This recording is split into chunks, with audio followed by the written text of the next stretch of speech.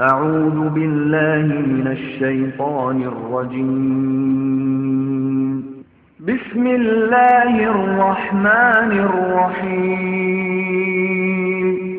وما أرسلنا من قبلك إلا رجالا نوحي إليهم فاسألوا أهل الذكر إن كنتم لا تعلمون بالبينات والزبر وأنزلنا إليك الذكر لتبين للناس ما نزل إليهم ولعلهم يتفكرون। এই ক্যাসেটটির মাধ্যমে কিছু প্রশ্ন এবং এর জবাব আপনাদের সামনে তুলে ধরা হচ্ছে, যা আমাদের জন্য অতি গুরুত্বপূর্ণ। আশা করি আমরা প্রত্যেকেই মনোযোগ সহকারে শোনার চেষ্টা করব ইনশাআল্লাহ। এক ভাই নাকি প্রশ্ন করেছেন, আমার এক ভাই বলে যে সেন্টারে যেও না, সেখানে গেলে খারাপ হয়ে যাবে। এমতো অবস্থায় তাকে কি করে এই কথা বলবো? এই কথা বলবেন, এটা চোখে দেখে যান যে এখানে এসে খারাপ হচ্ছে না ভালো হচ্ছে। এখানে না আসলে শিরক কাকে বলে জানতেন না। এখানে না আসলে জানতেন যে শিরক মানে হিন্দুদের পূজা, আর কবর পূজা মানে মুসলমানদের ধর্ম।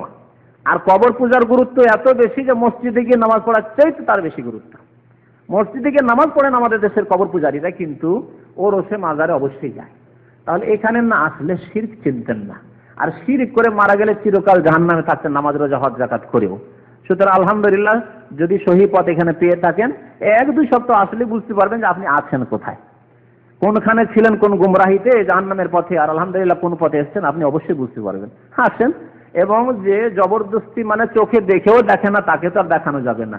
সে যদি আসতে চায় তাকে নিয়ে আসতে পারেন, তাকে দেখান যে এখানে এসে ভালো শিখছি না খারাপ শিখছি।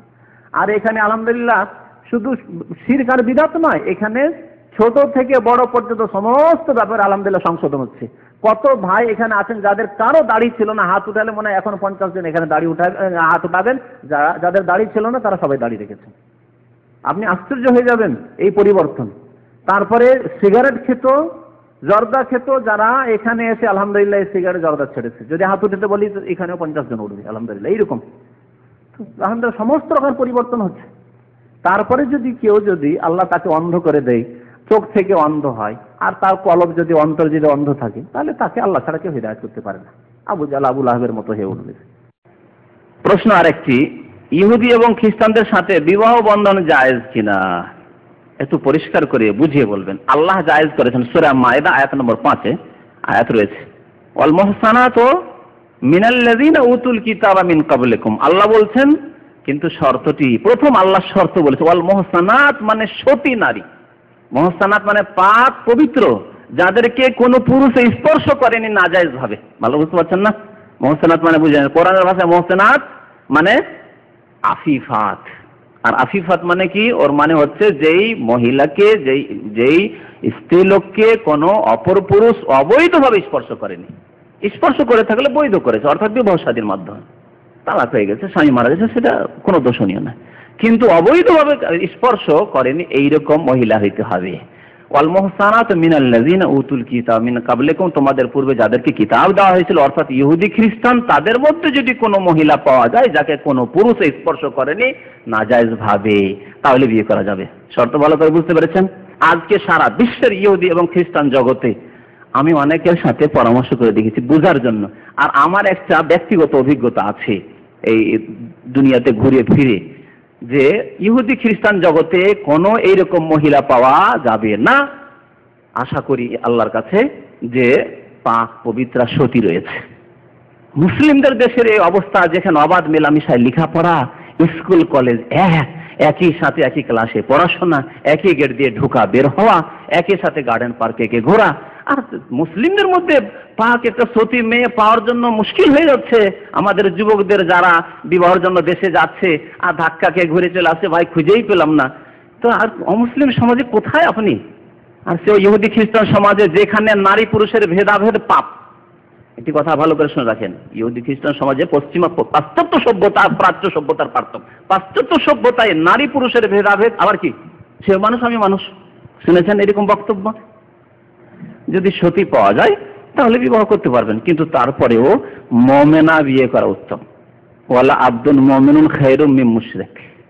আল্লাহ বলছেন যে মুমিন যদি গোলামও হয়, নারী হোক আর পুরুষ হোক, এটি কোরআনের কথা, গোলাম কৃতদাস, তবুও মুশরিক চাইতে অনেক উত্তম। মুশরিক যদি নেতাও হয়, মুশরিক নেত্রী হয়, মুশরিক পয়সাওয়ালাও হয়, মুশরিক সুন্দরীও যদি হয়, তার চেয়ে অনেক ভালো একটি কালো মুসলিম মহিলা।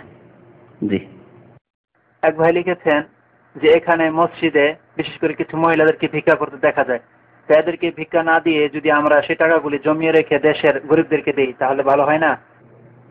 ভিক্ষুক ভিক্ষা করলে আপনার দেওয়া তো আর ফরজ নয়, যাকাত দেওয়া ফরজ। ভিক্ষুক ভিক্ষা করছে, যদি বিশেষ করে আপনার কাছেই চায় তাহলে আপনার সম্ভব হলে দেন। আর মসজিদে গেতে বসে আছে, যদি আপনার পক্ষে থাকে, আল্লাহ যথেষ্ট পয়সা দিয়েছেন, এখানেও কিছু দিলেন সেখানেও দিলেন। আর যদি কারো সম্পর্কে এইভাবে জানা থাকে, একদিন থাকে জানা এরা ব্যবসা করছে, ব্যবসায়ী, তাহলে না দিলেই ভালো। কিন্তু জানবেন কি করে যে ব্যবসায়ী না আসলেই মহতাজ? অনেকে তো মহতাজ, আসলেই মহতাজ মোকাপেক্ষি আছে, আসলেই দরিদ্র, তো তাদের সাহায্য করা উচিত, এখানে হোক আর ওখানে হোক, যে কোনো জায়গায় হোক। বাকি কথা হচ্ছে জাকাতের ক্ষেত্রে, জাকাত যখন আপনার বছর পুরা হয়ে যাবে, ফরজ হয়ে যাবে, তখনই জাকাত আদায় করতে হবে এবং নিজের পকেটে রেখে দিলে হবে না। সেটা তাড়াতাড়ি যারা হকদার, গরিব মিসকিন বা যাদের হক রয়েছে তাদের কাছে পৌঁছে দিতে হবে। আর বাকি সাদকা আজকে করেন আর কালকে করেন। আপনি বিপদ আপদ হয়েছে, আপনি এখন বিপদ আপদ হয়েছে, আপনি সাদকা করতে চাইছেন, দেশে পাঠাবেন কখন? তাহলে দেশে পাঠাবেন, আপনার বিশ্বস্ত ব্যক্তি নাও থাকতে পারে, তাকে দিলে সেই পকেটে রেখে দিল, সম্ভব নাকি? কি সম্ভব। সুতরাং আপনি নিজের হাতে যেটা দান করলেন, চোখে দেখে দান করে দিলেন, করেন। আল্লাহ যদি পয়সা দিয়ে থাকেন, এখানেও কিছু দান করেন আর সেখানেও দান করেন, নফল দান বেশি বেশি দান করলে বালা মুসিবত দূর হয়। আর যেমন বললাম যে জাকাতের ক্ষেত্রে আপনাকে বছর পুরা হয়ে গেলে জাকাত আদায় করতে হবে, সে যেখানে বেশি দরিদ্র গরিব রয়েছে সেখানে দিতে হবে। আর এতে কোনো সন্দেহ নেই যে আত্মীয়দেরকে দান খায়রাত করলে দ্বিগুণ সওয়াব রয়েছে, দ্বিগুণ সওয়াব রয়েছে। হাদিসের কথা, আজরুস সাদাকা আজরুল কারাবা। কিন্তু আত্মীয়দের হাতে পৌঁছতে হবে, আত্মীয়দের হাতে পৌঁছাতে হবে যথাসময়ে। জাকাত হলেও দিতে পারেন আত্মীয়, যাদের যেসব আত্মীয়র খরচ আপনারও ব্যয় বহন করা ফরজ নয়, তাদেরকে জাকাত দিতে পারেন। কথাটি মনে রাখবেন, যাদের ব্যয় বহন করা ফরজ নয় তাদেরকে জাকাত দিতে পারবেন। যেমন বাবা মায়ের ব্যয় বহন করা আপনার উপর আমাদের ফরজ, ছেলেদের স্ত্রীর ফরজ, তালাক প্রাপ্তা বোন আপনার যদি হয় আর আল্লাহ আপনাকে দিয়েছে তাহলে আপনার ফরজ, আপনি জাকাত দিয়ে চালাবেন কেন? হ্যাঁ, যদি আপনারও অভাব থাকে সেক্ষেত্রে আলাদা কথা। তো কথা হচ্ছে যাদের ব্যয় বহন করা ফরজ নয় তাদেরকে জাকাত দেবেন। চাচাতো ভাই, চাচাতো বোন, খালাতো ভাই, মামাতো ভাই, আত্মীয় স্বজন আরো দূরের যেগুলো আছে, চাচা ইত্যাদি ইত্যাদি, মামা, হ্যাঁ, নিজের ভাই, ফ্যামিলিওয়ালা, নাবালক না সাবালক, সাবালক হয়ে গেছে তাহলে না, তার খরচ ব্যয় বহন আপনার ফরজ নয়। আপনারাই বলেন মানুষকে শাসন করার জন্য আহ্বান করেন না, শুধু মানুষের ভুল সংশোধনের জন্য মানুষকে আহ্বান করেন। অতএব বিশ্বের আলেম সমাজ যারা ইসলামের প্রচার করেন, ওনারাও মানুষ, হয়তো প্রচার করতে গিয়ে ভুলও হতে পারে। যদি কেউ ভুল করে বসেন তাহলে যার কাছে ভুল ধরা পড়ে ওনার উচিত হলো ভুলটাকে ধরিয়ে দিয়ে সঠিক বিষয়ে জ্ঞাত করানো প্রয়োজন। কিন্তু তা না করে যদি ভুলের শুধু সমালোচনাই করা হয় তাহলে সাধারণ মানুষ আলেম সমাজ থেকে কি শ্রদ্ধার দৃষ্টি ফিরিয়ে নিবে না? প্রশ্ন আশা করি বুঝতে পেরেছেন যে আলেমদের সমালোচনা। প্রথম কথা, সমালোচনা মানে গীবত। গীবত করার আসল হচ্ছে যে হারাম। গীবতের বিধান বা সমালোচনা করা মানুষের অনুপস্থিতিতে এটি হচ্ছে কি হারাম। তবে শরীয়তে 6টি জায়গায় গীবত করা জায়েজ আর কখনো কখনো ওয়াজিব। এই বিষয়টি গীবতের যে আলোচনা রয়েছে এখানে আলোচনা হয়েছে, সেই ক্যাসেটে পাবেন যে 6টি জায়গায় গীবত করা জায়েজ, কখনো মুস্তাহাব, কখনো ওয়াজিব। মানে গীবত আসল হচ্ছে হারাম, কিন্তু কখনো কখনো কি হয়ে গেল, তাহলে আরো 3 রকমের হুকুম রয়েছে। জায়েজ মানে করতেও পারেন, নাও করতে পারেন। মুস্তাহাব মানে তাহলে গীবত করা ভালো, নেকির কাজ। আর ওয়াজিব মানে করতেই হবে, না করলে গুনাহ হবে। বুঝতে পেরেছেন? এই কথাটি কি মন গড়া কথা যে একটি হারাম জিনিসকে হালাল করে দেওয়া হলো, না দলিল ভিত্তিক? দলিল ভিত্তিক। এই কথাটি আলোচনা করেছেন কে? যদি কিতাব দেখতে চান তাহলে রিয়াজুস সালেহিন গীবতের অধ্যায়, গীবতের অধ্যায়ের শেষে গীবত যেই যেই ক্ষেত্রগুলিতে জায়েজ এ বলে তিনি অধ্যায় কায়েম করেছেন এবং 6টি ক্ষেত্র উল্লেখ করেছেন। আর প্রত্যেকটি ক্ষেত্রের দলিল পেশ করা হয়েছে। নবী করিম সাল্লাল্লাহু আলাইহি ওয়াসাল্লামের হাদিসে, তার সিরাতে, তার জীবনীতে এর দলিল রয়েছে। সাহাবায়ে কেরামের জীবনীতে তার দলিল রয়েছে। সালাফে সালেহিনরা এর বাস্তবায়ন করেছেন, আমল করেছেন। একটি দিক হয়ে গেল। তার মধ্যে দুটি ক্ষেত্র এখানে আসতে পারে। চতুর্থ ক্ষেত্র, ছয়টি বললাম, ছয়টি ক্ষেত্রে গীবত করা কি জায়েজ বা মুস্তাহাব বা ওয়াজিব। তার মধ্যে চতুর্থ ক্ষেত্রে ইমাম নাওয়াবী রাহমাতুল্লাহ আলাইহি বলছেন যে তাহযীরুল মুসলিমিন মিনাশ শার, মুসলমানদেরকে কারো অনিষ্ট থেকে সতর্ককরণের উদ্দেশ্যে গীবত করা ইয়াজুজু ওয়া কাদ ইয়াজিবু। তিনি বলছেন যে জায়েজ আর কখনো কখনো ওয়াজিব। ওয়াজিব মানে ফরজ, কিন্তু যেহেতু অধিকাংশ মুহাদ্দিসিন ফুকাহা তাদের নিকটে ওয়াজিব আর ফরজের কোনো পার্থক্য নেই। আর শব্দের দিক দিয়ে, অর্থের দিক দিয়ে প্রতিশব্দ, ওয়াজিব আর ফরজ এই দুইটি প্রতিশব্দ আসলে, মানে যা অবশ্যই করণীয় তাই হচ্ছে ওয়াজিব, তাই হচ্ছে ফরজ। আর যদি যেমন কোন এক ফকিহ ওয়াজিব আর ফরজের পার্থক্য করেছেন, তাও যদি করা হয় তো ওয়াজিব মানে অবশ্যই করণীয়, তাই না? ওয়াজিব মানে অবশ্য করণীয় তার কাছেও। তো কথা হচ্ছে যে মুসলমানদেরকে সতর্ক করানোর উদ্দেশ্যে চতুর্থ ক্ষেত্রে উল্লেখ করেছেন। পঞ্চম ক্ষেত্রে তিনি উল্লেখ করতে গিয়ে বলেছেন যে কোন ক্ষেত্রে গীবত করা যাবে, যখন কোন মানুষ খোলাখুলি বিদাত করবে অথবা বিদাতের প্রচার করবে। আল খামেস, তিনি বলছেন পঞ্চম হচ্ছে যে আইয়াকুনা মুজাহিরান বিফিসকিন আও বিদআহ, সে ফাসিকি কাজ খোলাখুলি করছে মানে পাপের কাজ, অথবা বিদআত, বিদআত তো ফাসিকি কাজ, আর ফাসিক কি কাজ মানে অন্য অন্য হারাম কাজ, নতুন কিছু ধর্মের নামে করছে না কিন্তু গুনার কাজ করছে, মিথ্যা কথা বলছে, চুরি করছে বা বেঈমানি করছে, আত্মসাৎ করছে, ইত্যাদি ইত্যাদি ফাসিকি কাজ, নামাজ পড়ছে না ইত্যাদি ইত্যাদি, শরাব পান করছে ইত্যাদি। আর বিদআত হচ্ছে খাস রকমের ফাসিক, অর্থাৎ ধর্মের নামে ধর্ম মনে করে তা সংযোজন করা, বাড়িয়ে দেওয়া শরীয়তে, ইসলামী বিধানে। তো যদি কেউ কি করে, বিদআতের কি করে, সে বিদআত কে খোলাখুলি বিদআত করে, গোপনীয় নাই, তার বাড়িতে গোপনে না, খোলাখুলি বিদআত করছে। যেমন অনেকে আছে এই দেশে ঘরে লুকিয়ে লুকিয়ে বিদআত করে, শুনি যে লুকিয়ে লুকিয়ে হয়, তাহলে তাদেরকে যতক্ষণ আমরা হাতে নাতে না পেয়ে যাব, চোখে না দেখবো, বলতে পারবো না যে এই লোকটি বিদআত করে, কারণ দেখিনি কি ধরনের সে বিদআত ঘরের মধ্যে তার করে, ঠিক না? কিন্তু খোলাখুলি বিদআত, যেমন আমাদের দেশে খোলাখুলি বিদআত হচ্ছে, হ্যাঁ, শবে বরাতে হালুয়া রুটি, শবে বরাতে মোমবাতি জ্বালানো, আগরবাতি জ্বালানো কবরস্থানে, তারপরে কবরে চাদর চড়ানো, কবর পাকা করা, এগুলি কি খোলাখুলি বিদআত নয়?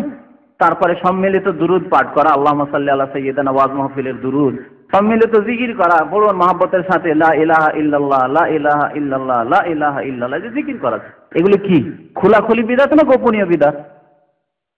খোলাখুলি বিদআত। ঘরে বসে যে লা ইলাহা ইল্লাল্লাহ করেনি সেই আলেম, সেই বক্তা, মজলিসে, ভরা মজলিসে, তাফসীরুল কোরআন মজলিসে লক্ষ লক্ষ হাজার হাজার লোক যেখানে হাজির হয়, সেখানে সে খোলাখুলি বিদআত করছে। আর বিদআত শুধু নিজে বিদআত করে না, বরং কি করছে, সেই বিদআতের প্রচার প্রসারও করছে, সে প্রচার করছে, বক্তব্য করছে এবং লোকজনকে জিকির করাচ্ছে, ইজতেমাই জিকির করাচ্ছে, ইজতেমাই দুরূদ পড়াচ্ছে, মানে সম্মিলিত দুরূদ পড়াচ্ছে। এভাবে যত রকম বিদআত হতে পারে এক কথায়। তাহলে ইমাম নাওয়াবী রাহমাতুল্লাহ আলাইহির এই দুইটি পয়েন্ট নিয়ে দেখুন যে একজন আলেম, যাকে আপনি আলেম মনে করছেন, একটু পরে যদি ভুলে যায় মনে করে দেবেন যে আলেম কত প্রকার। একজন আলেম যদি কি করে, হ্যাঁ, এমন কাজ করে যাতে মুসলিম জাতি ধোঁকা খেতে পারে, যেহেতু অমুক আলেম বলেছেন, অমুক আলেম করছেন, যদি ধোঁকা খেতে পারে, তাহলে তাহযীরুল মুসলিমিন মিনাশ শার, মুসলিম জাতিকে তার অনিষ্ট থেকে, এই বিদআতের অনিষ্ট, অনিসলামিক আচার আচরণের শিক্ষা দিচ্ছে, বিদআতি কাজকর্মের শিক্ষা দিচ্ছে, তার অনিষ্ট থেকে সতর্ক করার উদ্দেশ্যে কি করতে হবে, তাহলে গীবত সমালোচনা করা কি ওয়াজিব। আর পঞ্চম ক্ষেত্র সেটি হচ্ছে যে খোলাখুলি যদি বিদআত করে, বিদআতের দিকে আহ্বান করে, তো কোনো একজন আলেম, যাকে আপনি আলেম বলছেন, বক্তা বলছেন, আল্লাহ বলছেন, মুফাসসির কোরআন বলছেন, সে যদি এইরকম খোলাখুলি বিদআত করে অথবা বিদআতের প্রচার করে, বিদআতের তালিম শিক্ষা দেয় তার আলোচনা বক্তব্যে, তাহলে সতর্ক করতে হবে না, হবে না? কে বলছেন? ইমাম নাওয়াবী রাহমাতুল্লাহ আলাইহি হাদিসের আলোক। ইমাম নাওয়াবী রাহমাতুল্লাহ আলাইহির জামানা হচ্ছে 6ষ্ঠ শতাব্দী, পুরনো যুগের আলেম তিনি। সহিহ মুসলিম শরীফের ভাষ্য রয়েছে, সমস্ত মাদ্রাসাগুলিতে আমাদের দেশে সেই মুসলিম শরীফ পড়া হয় তার ভাষ্য নিয়ে, ইমাম নাওয়াবীর ভাষ্য নিয়ে। ইমাম নাওয়াবী তারও পরিচিতির মুখাপেক্ষী নন, যথেষ্ট মানুষরা চেনে, যারা একটু সম্পর্ক রাখে দ্বীন ইসলামের শিক্ষার সাথে, তাই ইমাম নাওয়াবী রাহমাতুল্লাহ আলাইহি চেনে। তারপরে নবী করিম সাল্লাল্লাহু আলাইহি ওয়াসাল্লাম তার জীবদ্দশায় বিভিন্ন ক্ষেত্রে চোখের আড়ালে, মানে লোকটি নেই, তার সম্পর্কে মন্তব্য করেছেন, সমালোচনামূলক কথা বলেছেন, বিভিন্ন হিকমত সামনে রেখে। এ কথা নয় যে সেটা নাজায়েজ ছিল, বরং সেটা ওয়াজিব ছিল। আমি এর আগে একটি কিসসা বলেছিলাম, বুখারী শরীফে রয়েছে। একজন মহিলা এসে বলছে, ইয়া রাসূলুল্লাহ, আমাকে দুইজন লোক পায়গাম দিয়েছে, মুআবিয়া পায়গাম দিয়েছে, আবু জাহাম পায়গাম দিয়েছে, এখন কাকে বিয়ে করবো আমি? নবী করিম সাল্লাল্লাহু আলাইহি ওয়াসাল্লাম কি বলেছিলেন? আম্মা মুআবিয়া ফাসালুকুন লা মাল লাহু, মুআবিয়া, যে মুআবিয়া পরে আমিরে মুআবিয়া হয়ে রাষ্ট্রনেতা হলেন, সেই মুআবিয়া সম্পর্কে তার কি অবস্থা ছিল, আর্থিক অবস্থা? তিনি হচ্ছেন ফকির, সর্বহারা, তার বাড়ি নেই, ঘর নেই, কিচ্ছু নেই, খাবার নেই তার কাছে, লা মাল লাহু, তার কাছে একটি পয়সা নেই, তোমাকে নিয়ে রাখবে কোথায়, খাওয়াবে কিছু? নবী সাল্লাল্লাহু আলাইহি ওয়াসাল্লাম বললেন, চারিত্রিক কোনো দোষের কথা বলেননি নবী সাল্লাল্লাহু আলাইহি ওয়াসাল্লাম, পয়সা নেই, নিয়ে গিয়ে কোথায় রাখবে সে তোমাকে, বাড়ি ঘর নেই, তার খাওয়া দাওয়ার ব্যবস্থা নেই তার কাছে। ও আম্মা আবু জাহাম, আবু জাহামের কথা শুনে নাও, ফাহুয়া লা ইয়াযাউ আসাহু আন আতিকিহি, সব সময় কাঁধের উপর লাঠি নিয়ে থাকে, কাঁধের উপর লাঠি নিয়ে প্রস্তুত থাকে। মানে কি বলতে পারেন? স্ত্রীকে খুব বেশি মারে, মানে এর আগেও তাহলে বিয়ে শাদী করেছে, আর এরকম অভিযোগ, কমপ্লেন আল্লাহ রাসূল সাল্লাল্লাহু আলাইহি ওয়াসাল্লামের কাছে পৌঁছেছে। আল্লাহ রাসূল ভালো করে জানছেন যে আবু জাহাম লোকটি স্ত্রীকে মারে, আর স্ত্রীকে মারা কাজ ভালো কাজ নয়। নবী করিম সাল্লাল্লাহু আলাইহি ওয়াসাল্লামের কাছে একদল মহিলারা আসলো মদিনায়, তারা স্ত্রীকে খুব মারত। ওরা একসাথে যুক্তি করে সবাই এসে আল্লাহ রাসূল কাছে, সবাই যাই তো গিয়ে মশলাটি একবার জানি, সবাই সম্মিলিত। নবী করিম সাল্লাল্লাহু আলাইহি ওয়াসাল্লাম, ইসলামে অনুমতি দেওয়া হয়েছে হালকা, অতি প্রয়োজনে, কিন্তু এই আচরণটি, মারধর করা আচরণটি ভালো নয়। নবী সাল্লাল্লাহু আলাইহি ওয়াসাল্লাম কি বললেন তাদের স্বামীদের সম্পর্কে? উলাইকা লাইসু বিখিয়ারিহিম, এরা কখনো ভালো মানুষ নয়। যারা স্ত্রীকে মারে তারা লাইসু বিখিয়ারিহিম, ভালো মানুষ নাই। বলেন এখানে তো কি হইল? মাসলা বলার ক্ষেত্রে, এখানে অন্য ক্ষেত্র। এখন কেউ যদি জিজ্ঞেস করে যে অমুক আলেম বলেছেন যে এইরকম, অমুক আলেম তো জিকির করছেন, অমুক আলেম তো তাফসীর কোরআন মাহফিলে আল্লাহুম্মা সাল্লি আলা সাইয়্যিদিনা মাওলানা মুহাম্মদ বলছেন, আপনি তো নিষেধ করছেন, তখন কি করতে হবে? বলতে হবে না যে সে বিদআত করছে, সে বিদআতের প্রচার করছে, সতর্ক তার থেকে, সাবধান তার থেকে করতে হবে না? বলেন। আচ্ছা, অনেকে বলছেন না। আসলে একটি কথা শুনেন, তিক্ত লাগলেও সত্য, যে যারা বিদআতের ওপর ছিলেন তারা অনেকে এখনো বিদআতের ওপর আছেন, আর যারা বিদআত ছেড়েও দিয়েছেন কিন্তু এখনো বিদআতীদের মায়া মমতা এখন আছে, অন্তরে এই নম্রতা থেকে গেছে যে তারা তো আমাদের মুরব্বী, তারা তো আমাদের হুজুরজি, তারা তো আমাদের আলেম ওলামা, সুতরাং তাদের সম্পর্কে যখন একটু শুনতে পান যে অমুক বিদআত এই কাজ করেছেন, অমুক বিদআত করেছেন, তখন একেবারে মনটা আপনার এমন পরেশান হয়ে যায় বা এমন কষ্ট হয় আপনাকে যে আপনি কি করবেন, আপনি দিশেহারা। কথা সত্যি, এইরকম হইলে হবে না। বিদআতীদের থেকে সম্পর্ক ছেদ করতে হবে যদি আপনি সুন্নতি হন। তাহলে আহলে সুন্নাত ওয়াল জামাত, কোরআন এবং হাদিসের অনুসারী, আল্লাহ এবং রাসূলের ভক্ত, রাসূলুল্লাহ সাল্লাল্লাহু আলাইহি ওয়াসাল্লাম সুন্নতের ভক্ত যদি হন, তাহলে সুন্নতকে প্রতিষ্ঠিত করলে বিদআত ছাড়তে হবে, আর সুন্নতের অনুসারীদের সাথে সম্পর্ক গাঢ় করতে হবে, বিদআতীদের সাথে সম্পর্ক ছেদ করতে হবে, নাহলে কখনো সুন্নত পালন হবে না। বিদআতীদের মহব্বতও থাকবে, আর একটু একটু এসে ইসলামিক সেন্টারে দু চারটা সুন্নত শিখলেন, আর কিছু পালনও করেন হয়তো, কিন্তু বিদআতীদের মহব্বত ছাড়তে পারলেন না। যখন আবার ওদের সংস্পর্শে বাংলাদেশে চলে গেলেন, ভারতে চলে গেলেন, তখন আবার তো তারা আপনাকে জাঁকড়িয়ে ধরলো একবারে, এমন হয়ে ধরলো চারিদিকে তো তাদের মহল, তখন আর কি এগুলো ধীরে ধীরে সব ভুলে গেলেন, যা কিছু শিখেছিলেন আবার 0 পয়েন্টে নেমে চলে আসলো, আর আপনি আবার আপনার ওই বিদআতী ধর্মে ফিরে চলে গেলেন। এ হচ্ছে অনেকের অবস্থা, কারণ যে বিদআতীদের থেকে সম্পর্ক ছেদের ঘোষণা করতে পারে না, তাদের মায়া মমতা, তাদের শ্রদ্ধা ছাড়তে পারছে না। আর একটি কথা এখানে আরো শুনুন, আলেমদের ভাগটা এখন বলা হয়নি, তাই না? আলেমদেরকে কোন কোন ওলামারা 3 ভাগে ভাগ করেছেন, কোন কোন ওলামারা 2 ভাগে ভাগ করেছেন। এর আগে কোন সময় আমি এই আলোচনাটি করেছি। যারা 3 ভাগে ভাগ করেছেন তারা বলেছেন যে এক দল হচ্ছে ওলামা ইসলাম, ইসলামের ওলামা। তারা কারা? যাদেরকে ওলামায়ে রাব্বানী বলে বা ওলামায়ে হাক্কানি বলে। আমাদের দেশে হাক্কানি ওলামা এই কথাটি খুব বেশি বলে বাংলাদেশের পরিভাষায়। হক্কানি পীর, হক্কানি ওলামা। হক্কানি ওলামা তো ঠিক আছে, কিন্তু হক্কানি পীর ঠিক নেই, কারণ পীরে হক্কানি আর গায়ের হক্কানি নেই, 2 ভাগ নেই। পীর মানে পীরতন্ত্রই মানে বিদআত, তাহলে হক্কানি হওয়ার প্রশ্নই ওঠে না। বুঝতে পারছেন কথা? তাহলে পীরের ক্ষেত্রে হক্কানি আর না হক্কানি 2 ভাগ করবেন না।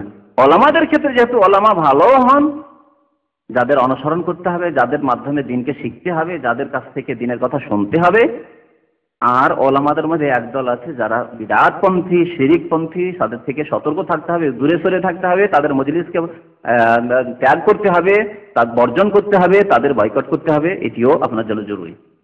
তো ওলামা ইসলাম যারা ওলামা রাব্বানী, তারা ওলামা হাক্কানি। আর একটি আলেমদের দল যদি তিন ভাগ করা হয়, তারা হচ্ছে ওলামায়ে বিদআত, যাদেরকে আরবরা ওলামায়ে সু বলে।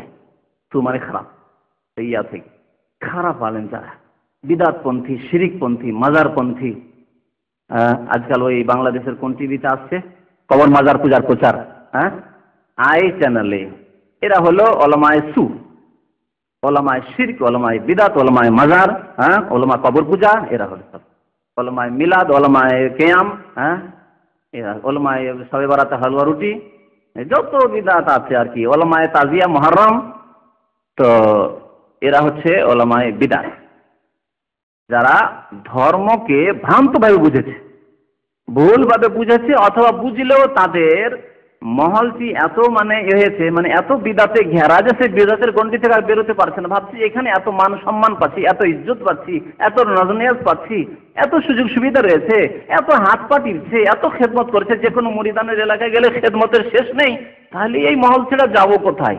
যা কিছু শিখেছে, অনেকে মদিনা থেকে মক্কা থেকে পড়াশোনা করে যাওয়ার পরে আবার ওই পীরচন্দ্রে ফিরে গেছে। মদিনা ইসলামী বিশ্ববিদ্যালয়তে একজন পড়ে গেছে, তারপরে সে শনসিনার জামাই, এখনো ওই তার শ্বশুর সাহেব মুরিদ বানায়, আর সে বসে চুপচাপ দেয়, তামাশা দেয়।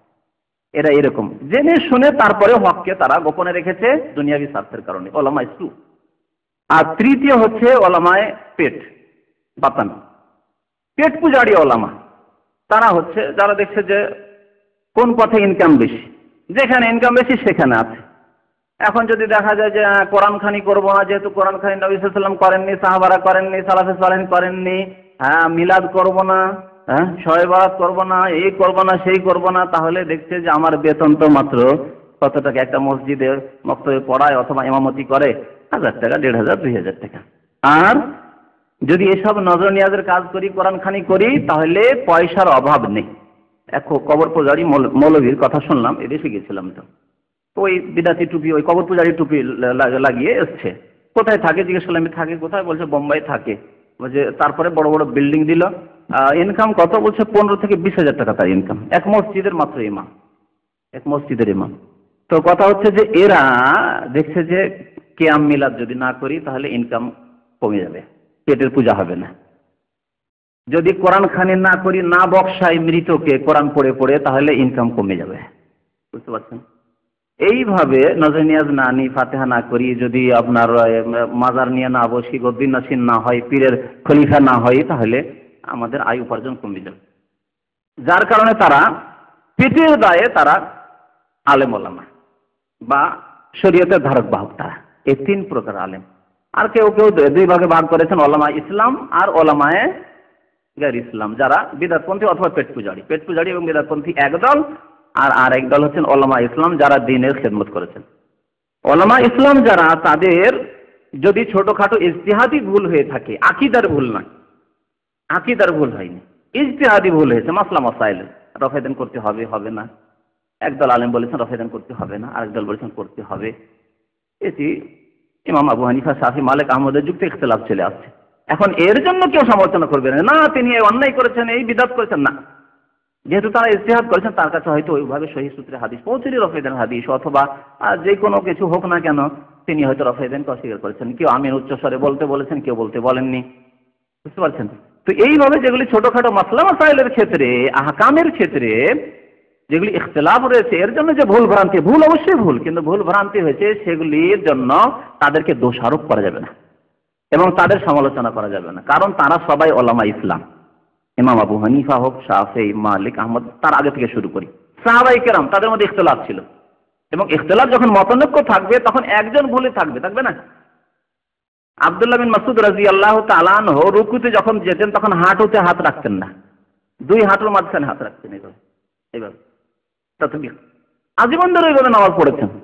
কোনদিন শুনেছেন যে আব্দুল্লাহ বিন মাসউদের সম্পর্কে সমালোচনা আমাদের কাছ থেকে শুনেছেন? কখনো শুনতে পাবেন না। এটা দৃষ্টান্তমূলক উদাহরণস্বরূপ বললাম যে তাদের দ্বারা এই রকমের ভুল হয়েছে, তিনি মনে করেন এটাই ঠিক। আসলে ব্যাপারটা কি যে নবী সাল্লাল্লাহু আলাইহি ওয়াসাল্লাম প্রথম দিকে এভাবে নামাজ পড়েছেন, তিনি ওইটা দেখেছেন, ওইটাকে ধরে নিয়েছেন। পরে যে নামাজ পড়েছেন তিনি হাঁটুতে হাত দিয়েও নিয়ে ওইটা খেয়াল করেননি, আর তিনি ওইটাকে রহিত মানসুখ বলে তিনি স্বীকারও করেননি, না ওইটা ঠিক, ওইটার উপরে আমল করতে থেকেছেন। এইভাবে অনেক মাসলা মাসাইল নিয়ে ইখতিলাফ ছিল তাদের সাহাবায়ে কেরামদের যুগে, কিন্তু ছোটখাটো আকীদার কোনো ইখতিলাফ ছিল না, আকীদার কোনো ইখতিলাফ ছিল না। কেউ বিদআত করতেন না, কেউ শিরক করতেন না। শিরক, বিদআত, আকীদা, ঈমানের যে 6টি স্তম্ভ, এগুলো নিয়ে কোনো ইখতিলাফ ছিল না। তাহলে সাহাবায়ে কেরাম, তাবেঈন, তাবা তাবেঈন, ইমাম আবু হানিফা, শাফি, মালিক, আহমদ বা মুহাদ্দিসিন, আরো আইম্মা ফুকাহা যারা দিনের খেদমত আন্তরিকতার সাথে ইখলাসের সাথে করেছেন, কিন্তু তাদের ইজতিহাদ করতে গিয়ে মেহনত করে ফতোয়া মাসলা মাসাইল বলতে গিয়ে ভুল হয়েছে বা লিখতে গিয়ে ভুল হয়েছে, তাদের গীবত সমালোচনা করা জায়েজ নাই। তবে ভুলের শনাক্ত করে দিতে হবে, বলে দিতে হবে। কেউ যদি বলে যে ইমাম আবু হানিফা এরকম বলেছেন, রফায়দান করতে হবে না, তো বলে দিতে হবে যে রফায়দান না করার হাদিস যায়িফ, আর রফায়দান করার হাদিসগুলি বেশি সহিহ। এটা সমালোচনা নয়, এটা হচ্ছে সঠিক দিক নির্দেশনা দেওয়া, বুঝতে পারছেন, শ্রদ্ধার সাথে। আর যেসব আলেমরা পরবর্তীকালে আকীদার ইখতিলাফ করেছে, যেমন ইসলামে পীরতন্ত্র ছিল না, নতুন করে পীরতন্ত্র নিয়ে আসলো, আর বললো যে ইসলাম 4 ভাগে বিভক্ত, হাকিকত, মারিফাত, তরিকত আর শরীয়ত। এর আকীদার ইখতিলাফ করা শুরু করলো। ইসলাম 4 ভাগে বিভক্ত নয়, কোথাও নেই, না কোরআনে রয়েছে না হাদিসে রয়েছে এই ভাগ। তারপরে তাসাউফ, কোরআন ঘেটে ফেলে দেন, কোরআন তেলাওয়াত করেন ভালো করে, আজকে থেকে ভালো করে তেলাওয়াত। তাসাউফ শব্দটি কোরআনে একবার যদি কোথাও দেখাতে পারেন, তাহলে আমি তাসাউফে বিশ্বাসী হব। হাদিস যদি একটি হাদিস দেখাতে পারেন যে নবী সাল্লাল্লাহু আলাইহি ওয়াসাল্লাম বলেছেন তোমরা তাসাউফ অর্থাৎ পীরতন্ত্র, তাসাউফ মানে সুফিজম, পীরতন্ত্র, এই যে পীর মুরিদি যত চলছে পৃথিবীতে, আর বাংলাদেশ সবচেয়ে বেশি উর্বর পীর মুরিদিতে, এর নাম হচ্ছে আরবিতে তাসাউফ। এই তাসাউফ শব্দটি যদি একটি হাদিস, সহিহ হাদিসও দেখাতে পারেন, কোন হাসান গ্রহণযোগ্য হাদিসও দেখাতে পারেন, তাহলে আমি পীরতন্ত্রের কাজে লেগে যাব, কোথাও নেই, বুঝতে পারছেন। তাহলে এই যে বিদআত আবিষ্কার করলো, একদল তাকদীরকে অস্বীকার করলো বিদআতি, আর একদল মিলাদ রাসূল জন্মবার্ষিকী নবী সাল্লাল্লাহু আলাইহি ওয়াসাল্লামের পরে সাহাবায়ে কেরাম, তাবেঈন, তাবা তাবেঈন, আইম্মা আবু হানিফা, শাফি, মালিক, আহমদ, না বুখারী, মুসলিম কেউ করেননি। তাহলে পরে মিলাদ হওয়া শুরু হলো। শবে বরাত তারা কেউ করেননি, 500-600 বছর পরে বিদআতিরা শুরু করলো, রাফেজি শিয়ারা শুরু করলো, তারপরে ধীরে ধীরে সুন্নি বিদআতিরা করা শুরু করলো। কবর মাজার পাকা করা, আর কবরের নাম মাজার করা, কবরে সিজদা করা, কবরের উপরে চাদর চড়া, গিরাত চড়ানো, এইগুলি যখন করা শুরু হলো, বা সম্মিলিত জিকির, সম্মিলিত দুরূদ শরীফ পাঠ করা, এগুলি যখন বিদআত শুরু হলো, এগুলি হচ্ছে বিদআত, এগুলি ইজতিহাদি ইখতিলাফ নয়। আরো নতুন যেমন আজকালকার যুগের বিদআত হচ্ছে গণতন্ত্র, হচ্ছে জিহাদ। আজকাল গণতন্ত্রে একটা ভোট দিবেন আল্লাহর রাস্তে, ইসলামিক দল, কিন্তু এটা হচ্ছে জিহাদ। যারা আমাদের দেশে যতগুলি ইসলামিক দল আছে তারা এই প্রচারণা চালাচ্ছে, বুঝতে পারছেন না? কোথায় অস্ত্রের জিহাদ, কোথায় কথার জিহাদ, কোথায় কলমের জিহাদ, সেসব জিহাদ থেকে গেলে এখন একটা কি বলছে ব্যালট বক্স, না কি বলছে ব্যালট বক্স, তাতে একটা ইয়ে করলেন, ভোট দিলেন, এটা হয়ে গেল আপনার জিহাদ, বড় জিহাদ তাদের বক্তব্যে। তাহলে এইগুলি হচ্ছে বিদআত, এগুলি হচ্ছে বিদআত। সুতরাং এই ক্ষেত্রে সতর্ক করতে হবে উম্মতকে। যেমন নবী রাহমাতুল্লাহর কথা বলে যান না, স্মরণ রাখেন, সতর্ক করতে হবে না, সতর্ক করতে হবে উম্মতকে। আচ্ছা, তারপরে যদি বিদআতি আলেমও হয় আর তার ব্যক্তি চরিত্রের হয়, গত সপ্তাহে এই দিকটি বলেছিলাম, বিদআতি আলেম তার ব্যক্তি চরিত্রের ব্যাপার, ব্যক্তি চরিত্র মানে তার চরিত্র হয়তো ভালো না, কোনো দোষ আছে, কিন্তু মিথ্যা বলে, ওদা খেলাপি করে, টাকা পয়সা নিয়ে নিলে ওদা করেছে 1 মাসে দিয়ে 3 মাস 4 মাস 6 মাস হয়ে যাচ্ছে, দিচ্ছে না, তার ব্যক্তিগত চরিত্র, ব্যক্তিগত কিছু চরিত্র আছে এগুলি করে, মানে উম্মতের সাথে, জাতির সাথে ওইসবের কোনো সম্পর্ক নেই। এই ক্ষেত্রে গীবত করার প্রয়োজন নেই, জায়েজ নাই। যেটা বলে ওই লোকটি মৃত্যু, না, সংশোধন করলে সামনে বলেন, তাহলে তার সামনে বলেন আপনি মিথ্যা কথা বলছেন, আপনি ওয়াদা লোকজনের কাছে টাকা পয়সা নিচ্ছেন, দিচ্ছেন না, ওয়াদা খেলাপি করছেন, সামনে গিয়ে বলেন, তাহলে সংশোধন হবে এই ক্ষেত্রে। যেহেতু তার ব্যক্তি জীবনের ত্রুটি, বা ফজর নামাজে দেখতে পাচ্ছেন না, তাহলে লোকজনকে বলে বেড়াবেন, দেখো ওই বিদআতি দেখো ফজর নামাজে আসে না, ওকে গিয়ে বলেন যে আপনি একজন আলেম, আপনি না ফজর নামাজে দেখি না, বা আপনি একজন মাশাআল্লাহ মুসলমান মানুষ, ফজর নামাজে দেখেন, এগুলো হচ্ছে ব্যক্তি জীবনের ভুল ত্রুটি। তাহলে ব্যক্তি জীবনের ভুল ত্রুটি যদি বিদআতিরও থাকে, কোনো অন্য কারো থাকে, তাহলে সেগুলি নিয়ে সমালোচনা করা যায় না, এগুলো হচ্ছে জীবন। তবে খোলাখুলি যদি পাপের কাজ করে, খোলাখুলি পাপের কাজ করছে, তাহলে বলা যাবে, যেমন এর আগের পয়েন্টটি ইমাম নববী রাহমাতুল্লাহ বলা হয়েছে। তো কথা হচ্ছে যে যখনই মুসলিম জাতির সম্পর্ক, তার কথাবার্তা, তার বক্তব্য, তার লিখনের সাথে, অথচ সে ভুল লিখছে, শিরক বিদআতের কথাবার্তা বলছে, বিদআতের দিকে আহ্বান করছে, নিজে বিদআতি কার্যকলাপে লিপ্ত রয়েছে, তাহলে উম্মতকে সতর্ক করা ওয়াজিব, উম্মতকে সতর্ক করা অজেব মনে রাখবেন। আপনি কষ্ট পাবেন না যে আপনার এত বড় বক্তা আর উনি সম্মিলিত জিকির করছেন না বলুন দেখি। যিনি প্রশ্ন করেছেন তিনি নাম ধরেও লিখেছেন, নামটি উনি পড়লেন না আর কি, আর পড়ার প্রয়োজন নেই, আমার নামের প্রয়োজন মনে করি না, সংশোধন হয়ে যাওয়া যথেষ্ট। তো কথা হচ্ছে যে তিনি সম্মিলিত জিকির করাচ্ছেন, বিদাত না সুন্নত বলেন, হয় সুন্নত প্রমাণ করে দেন আর না হলে বিদাত বলেন, আর এই সম্পর্ক ছেদের ঘোষণা করেন তাদের থেকে। তারপরে সম্মিলিত দুরূদ পড়াচ্ছে না সম্মিলিত দুরূদ পড়াচ্ছে। এতদিন পর্যন্ত কানে আওয়াজ পৌঁছেনি, আলেম এত লম্বা চড়া বক্তব্য করতে পারে আর সম্মিলিত দুরূদ পড়া, সম্মিলিত জিকির করা এগুলি বিদাত, এই কথাটুকু কানে পৌঁছেনি, এটুকু জ্ঞান নেই না। জ্ঞান থাকলেও মানবে না, এরা সুন্নতের অনুসারী নয়, এরা প্রবৃত্তির অনুসরণ করে। আর এরা দেখে যে লোকজন জমজমাট হচ্ছে কোন কথাতে, জিকির করলে জমজমাট হবে, লোকজন আসবে, আকর্ষণ তাদের জন্য। আর সম্মিলিত দুরূদ শরীফ না পড়লে বিদাতি এলাকা, সুতরাং সম্মিলিত জিকির না করলে, সম্মিলিত দুরূদ না পড়লে আগামী বছর আর ডাকবে না, সুতরাং তারা ওইসব করবে, ছাড়বে না। তো স্পষ্ট বুঝতে পেরেছেন যে আলেমদের কোন ক্ষেত্রে গীবত করা যাবে, কোন ক্ষেত্রে গীবত করা যাবে না। আর এমনি সাধারণ মানুষেরও গীবত করা যাবে না ব্যক্তি জীবনের ক্ষেত্রে, যদি সে খোলাখুলি কোনো গুনাহ না করে, রাস্তায় কেউ করছে না, বাড়ির মধ্যে কি হচ্ছে না হচ্ছে সে দেখান, তাহলে তার স্বামী স্ত্রী সম্পর্ক খারাপ হয়েছে, সেজন্য আপনি বলে বেড়াবেন সমাজে না, কখনো জায়েজ নাই। তো কথা হচ্ছে যে এইগুলো জিনিসকে বুঝে নিতে হবে। আর আপনি এই অন্ধভক্ত হয়ে রয়েছেন যে আলেমদের সম্পর্কে কিছু বলাই জায়েজ নয়, তাহলে মুহাদ্দিসিনে কেরামরা যে হাদিসের বর্ণনাকারী যাদের কারণে হাদিসগুলি জাল হয়েছে, জয়ীফ হয়েছে, তাদের উপর বড় বড় বই লিখেছেন। এখনই মনে করছিলেন বইয়ের একটা ভলিউম নিয়ে আসতে গিয়ে নিয়ে আসলাম না। হাফেজ ইবনে হাজার রহমতুল্লাহ আলাইহি তাহজিবুত তাহজিব লিখেছেন শুধু রিজালের শাস্ত্রের উপরে, মানে যতগুলি হাদিসের বর্ণনাকারী আছে তাদের উপরে, সাহাবায়ে কেরামের পরে। তাদের মধ্যে অনেকে মৃত্যুক ছিল, অনেকে পাপের কাজ করতো, অনেকের স্মৃতিশক্তি ছিল না, সমস্ত কথা তাদের এইসব গীবতগুলি, সমালোচনাগুলি করা হয়েছে ওই কিতাবে। 12টি খণ্ডে রয়েছে সেই কিতাব।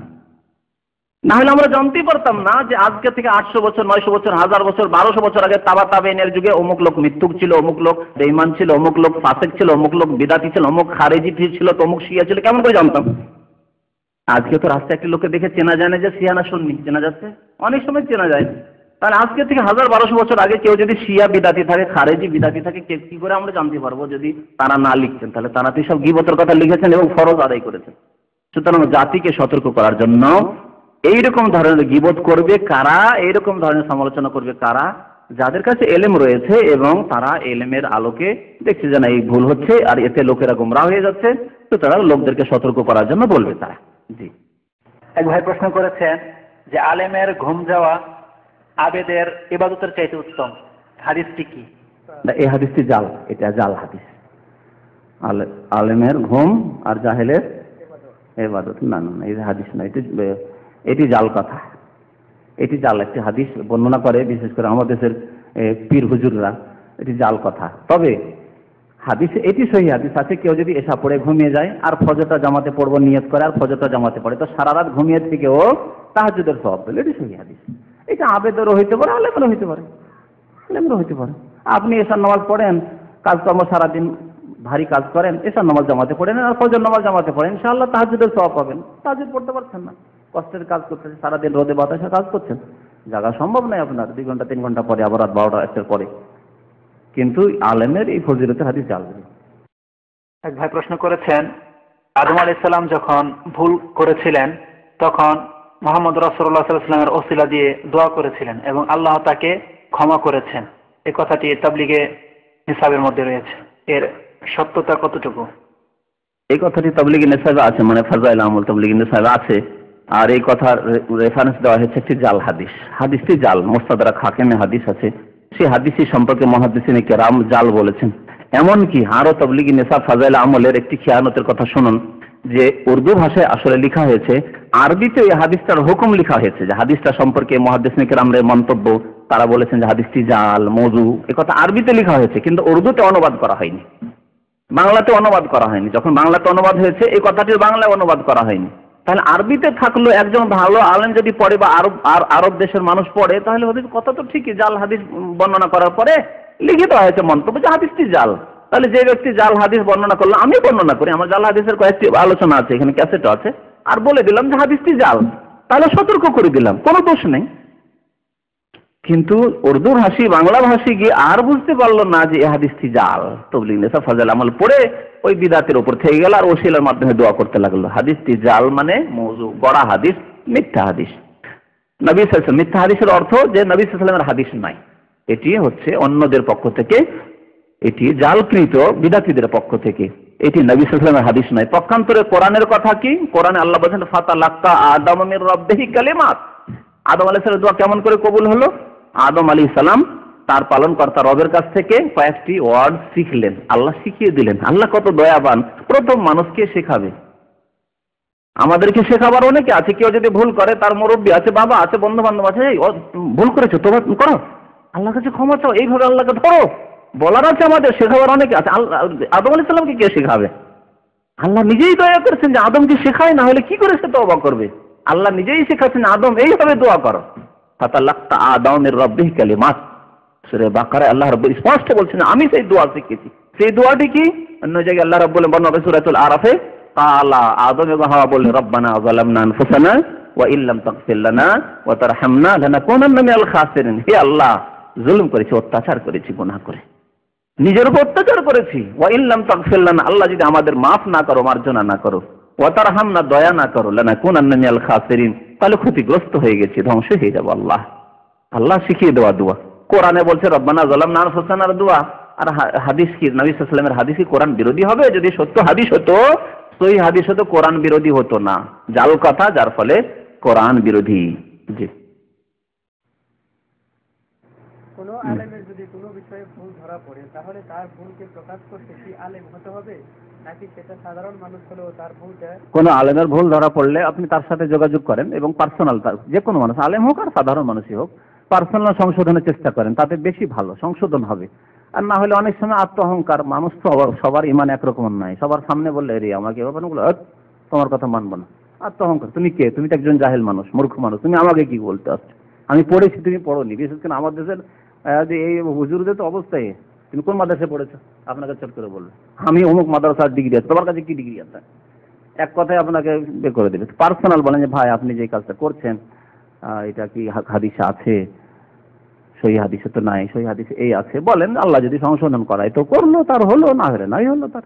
কিন্তু আপনি মানুষের সংশোধন যথাসাধ্য তাকে অপমান না করে করার চেষ্টা করেন, সংশোধন করেন অপমান না করে, উদ্দেশ্য অপমান করা যাতে না হয়, ইহতিরামের সাথে, সম্মানের সাথে, যাতে আপনার কথাটা কবুল করে সাদরে। তবে যদি এরকম হয় যে হ্যাঁ, সব ক্ষেত্রে নয়, এমন ব্যক্তি যেই ব্যক্তি ভুল করছে এবং ভুলের প্রচার করে বেড়াচ্ছে, আর ওই ভুলের কারণে হাজার হাজার লোক গোমরাহ হচ্ছে, সেই ক্ষেত্রে জনসাধারণের মধ্যে এই কথাও মানে উঠা এবং এই কথা আলোচনা করা ফরজ। তখন উম্মতকে সতর্ক করার জন্য, হাজার হাজার লোকেরা যারা গোমরাহ হয়েছে তাদেরকে সতর্ক করার জন্য একজন আলেম বক্তব্য করছে আর বলছে যে ওরসের মেলা লাগবে অমুক জায়গায় অমুক তারিখে, আপনারা ওখানে পৌঁছে যাবেন। আর যদি বলেন না এটা সংশোধন করতে হবে, তার সাথে পার্সোনাল সাক্ষাৎ করে, না, মোটেই না। এই ক্ষেত্রে আপনাকেও যেমন জনসাধারণকে সে বিদাতের দাওয়াত দিচ্ছে, আপনাকেও তার সম্পর্কে সতর্ক করতে হবে। মুহাদ্দিসিন কেরামরা যারা জয়ীফ হাদিস বর্ণনা করেছে বা জাল হাদিস, যারা মিথ্যা হাদিস গড়েছে, তাদের সম্পর্কে বলেছেন তারা দাজ্জাল ছিল, কাযযাব, মিথ্যুক ছিল, তারা ফাসেক ছিল, তাদের মধ্যে এই ত্রুটি ছিল, তারা কেউ কেউ হয়তো মদ্যপান করেছে। তার হাদিস কি করে না হবে? শরাব পান করেছে, এ কথা বলা হয়েছে হাদিসে, এখন পর্যন্ত লেখা আছে। 800 বছর, 900 বছর, 1000 বছর হয়ে গেছে, তাদের জীবনীতে লেখা আছে যে অমুক বর্ণনাকারী সে মদ পান করতো, অমুক বর্ণনাকারী সে ফজর নামাজ পড়তো না, মানে জামাতে পড়তো না, নামাজ পড়তো না, এরকম লোক সেই যুগে পাওয়া যায় না। বেনামাজি তো আজকালকার মুসিবত, মুসলমান বেনামাজি হয়, মুসলমান বেনামাজি হইতো না, মুনাফিকও নামাজ পড়তো সেই কালে। কিন্তু তবে এরকম কিছু ত্রুটি, অমুক লোক যে ভুল হাদিস বর্ণনা করতো, মনে রাখতে পারতো না, বেশি কথা বলতো, বেশি কথা বললে ভুল বেশি হয়, কথা বেশি বলতো, মনে রাখতে পারতো না, ত্রুটি। কাজটা মৃত্যুক ছিল, মিথ্যা মিথ্যা কথা বলতো, বা তার আকীদায় ত্রুটি ছিল। এই কথা উলামায়ে কেরাম, মুহাদ্দিসিনরা বর্ণনা করেছেন, যার ফলে আমরা জানতে পারছি যে ওই হাদিসটি জয়ীফ, এটি জাল। না হলে জানার কোনো উপায় ছিল না। এখন ওই কিতাবগুলি না থাকলে তাদের বায়োগ্রাফি, জীবনী, কথা বুঝতে পারছেন তো। এই আলেম কিন্তু দুই প্রকার। যদি দেখা যায় যে তার ভুলটা পার্সোনাল জীবনের ভুল, যেমন সে ফজর নামাজে দেখতে পান না, পাশে থাকে রুম, এখানে কোনোদিন ফজর নামাজে দেখেন না, আপনার হুজুর, হ্যাঁ বলে যে আমি হুজুর, আপনি হাফেজ আর কারি, আর তার কোনোদিন ফজর নামাজে পান না, কি ব্যাপার? তখন পার্সোনাল বলেন ওকে। যদি এতগুলো লোকের সামনে বলেন হুজুর আপনি তো হুজুর, এখানে থাকেন, কোনোদিন ফজর নামাজে দেখি না আপনাকে, সংশোধন হবে? আপনার চিরদিনের শত্রু হয়ে যাবে, এটা পার্সোনাল ভুল তার।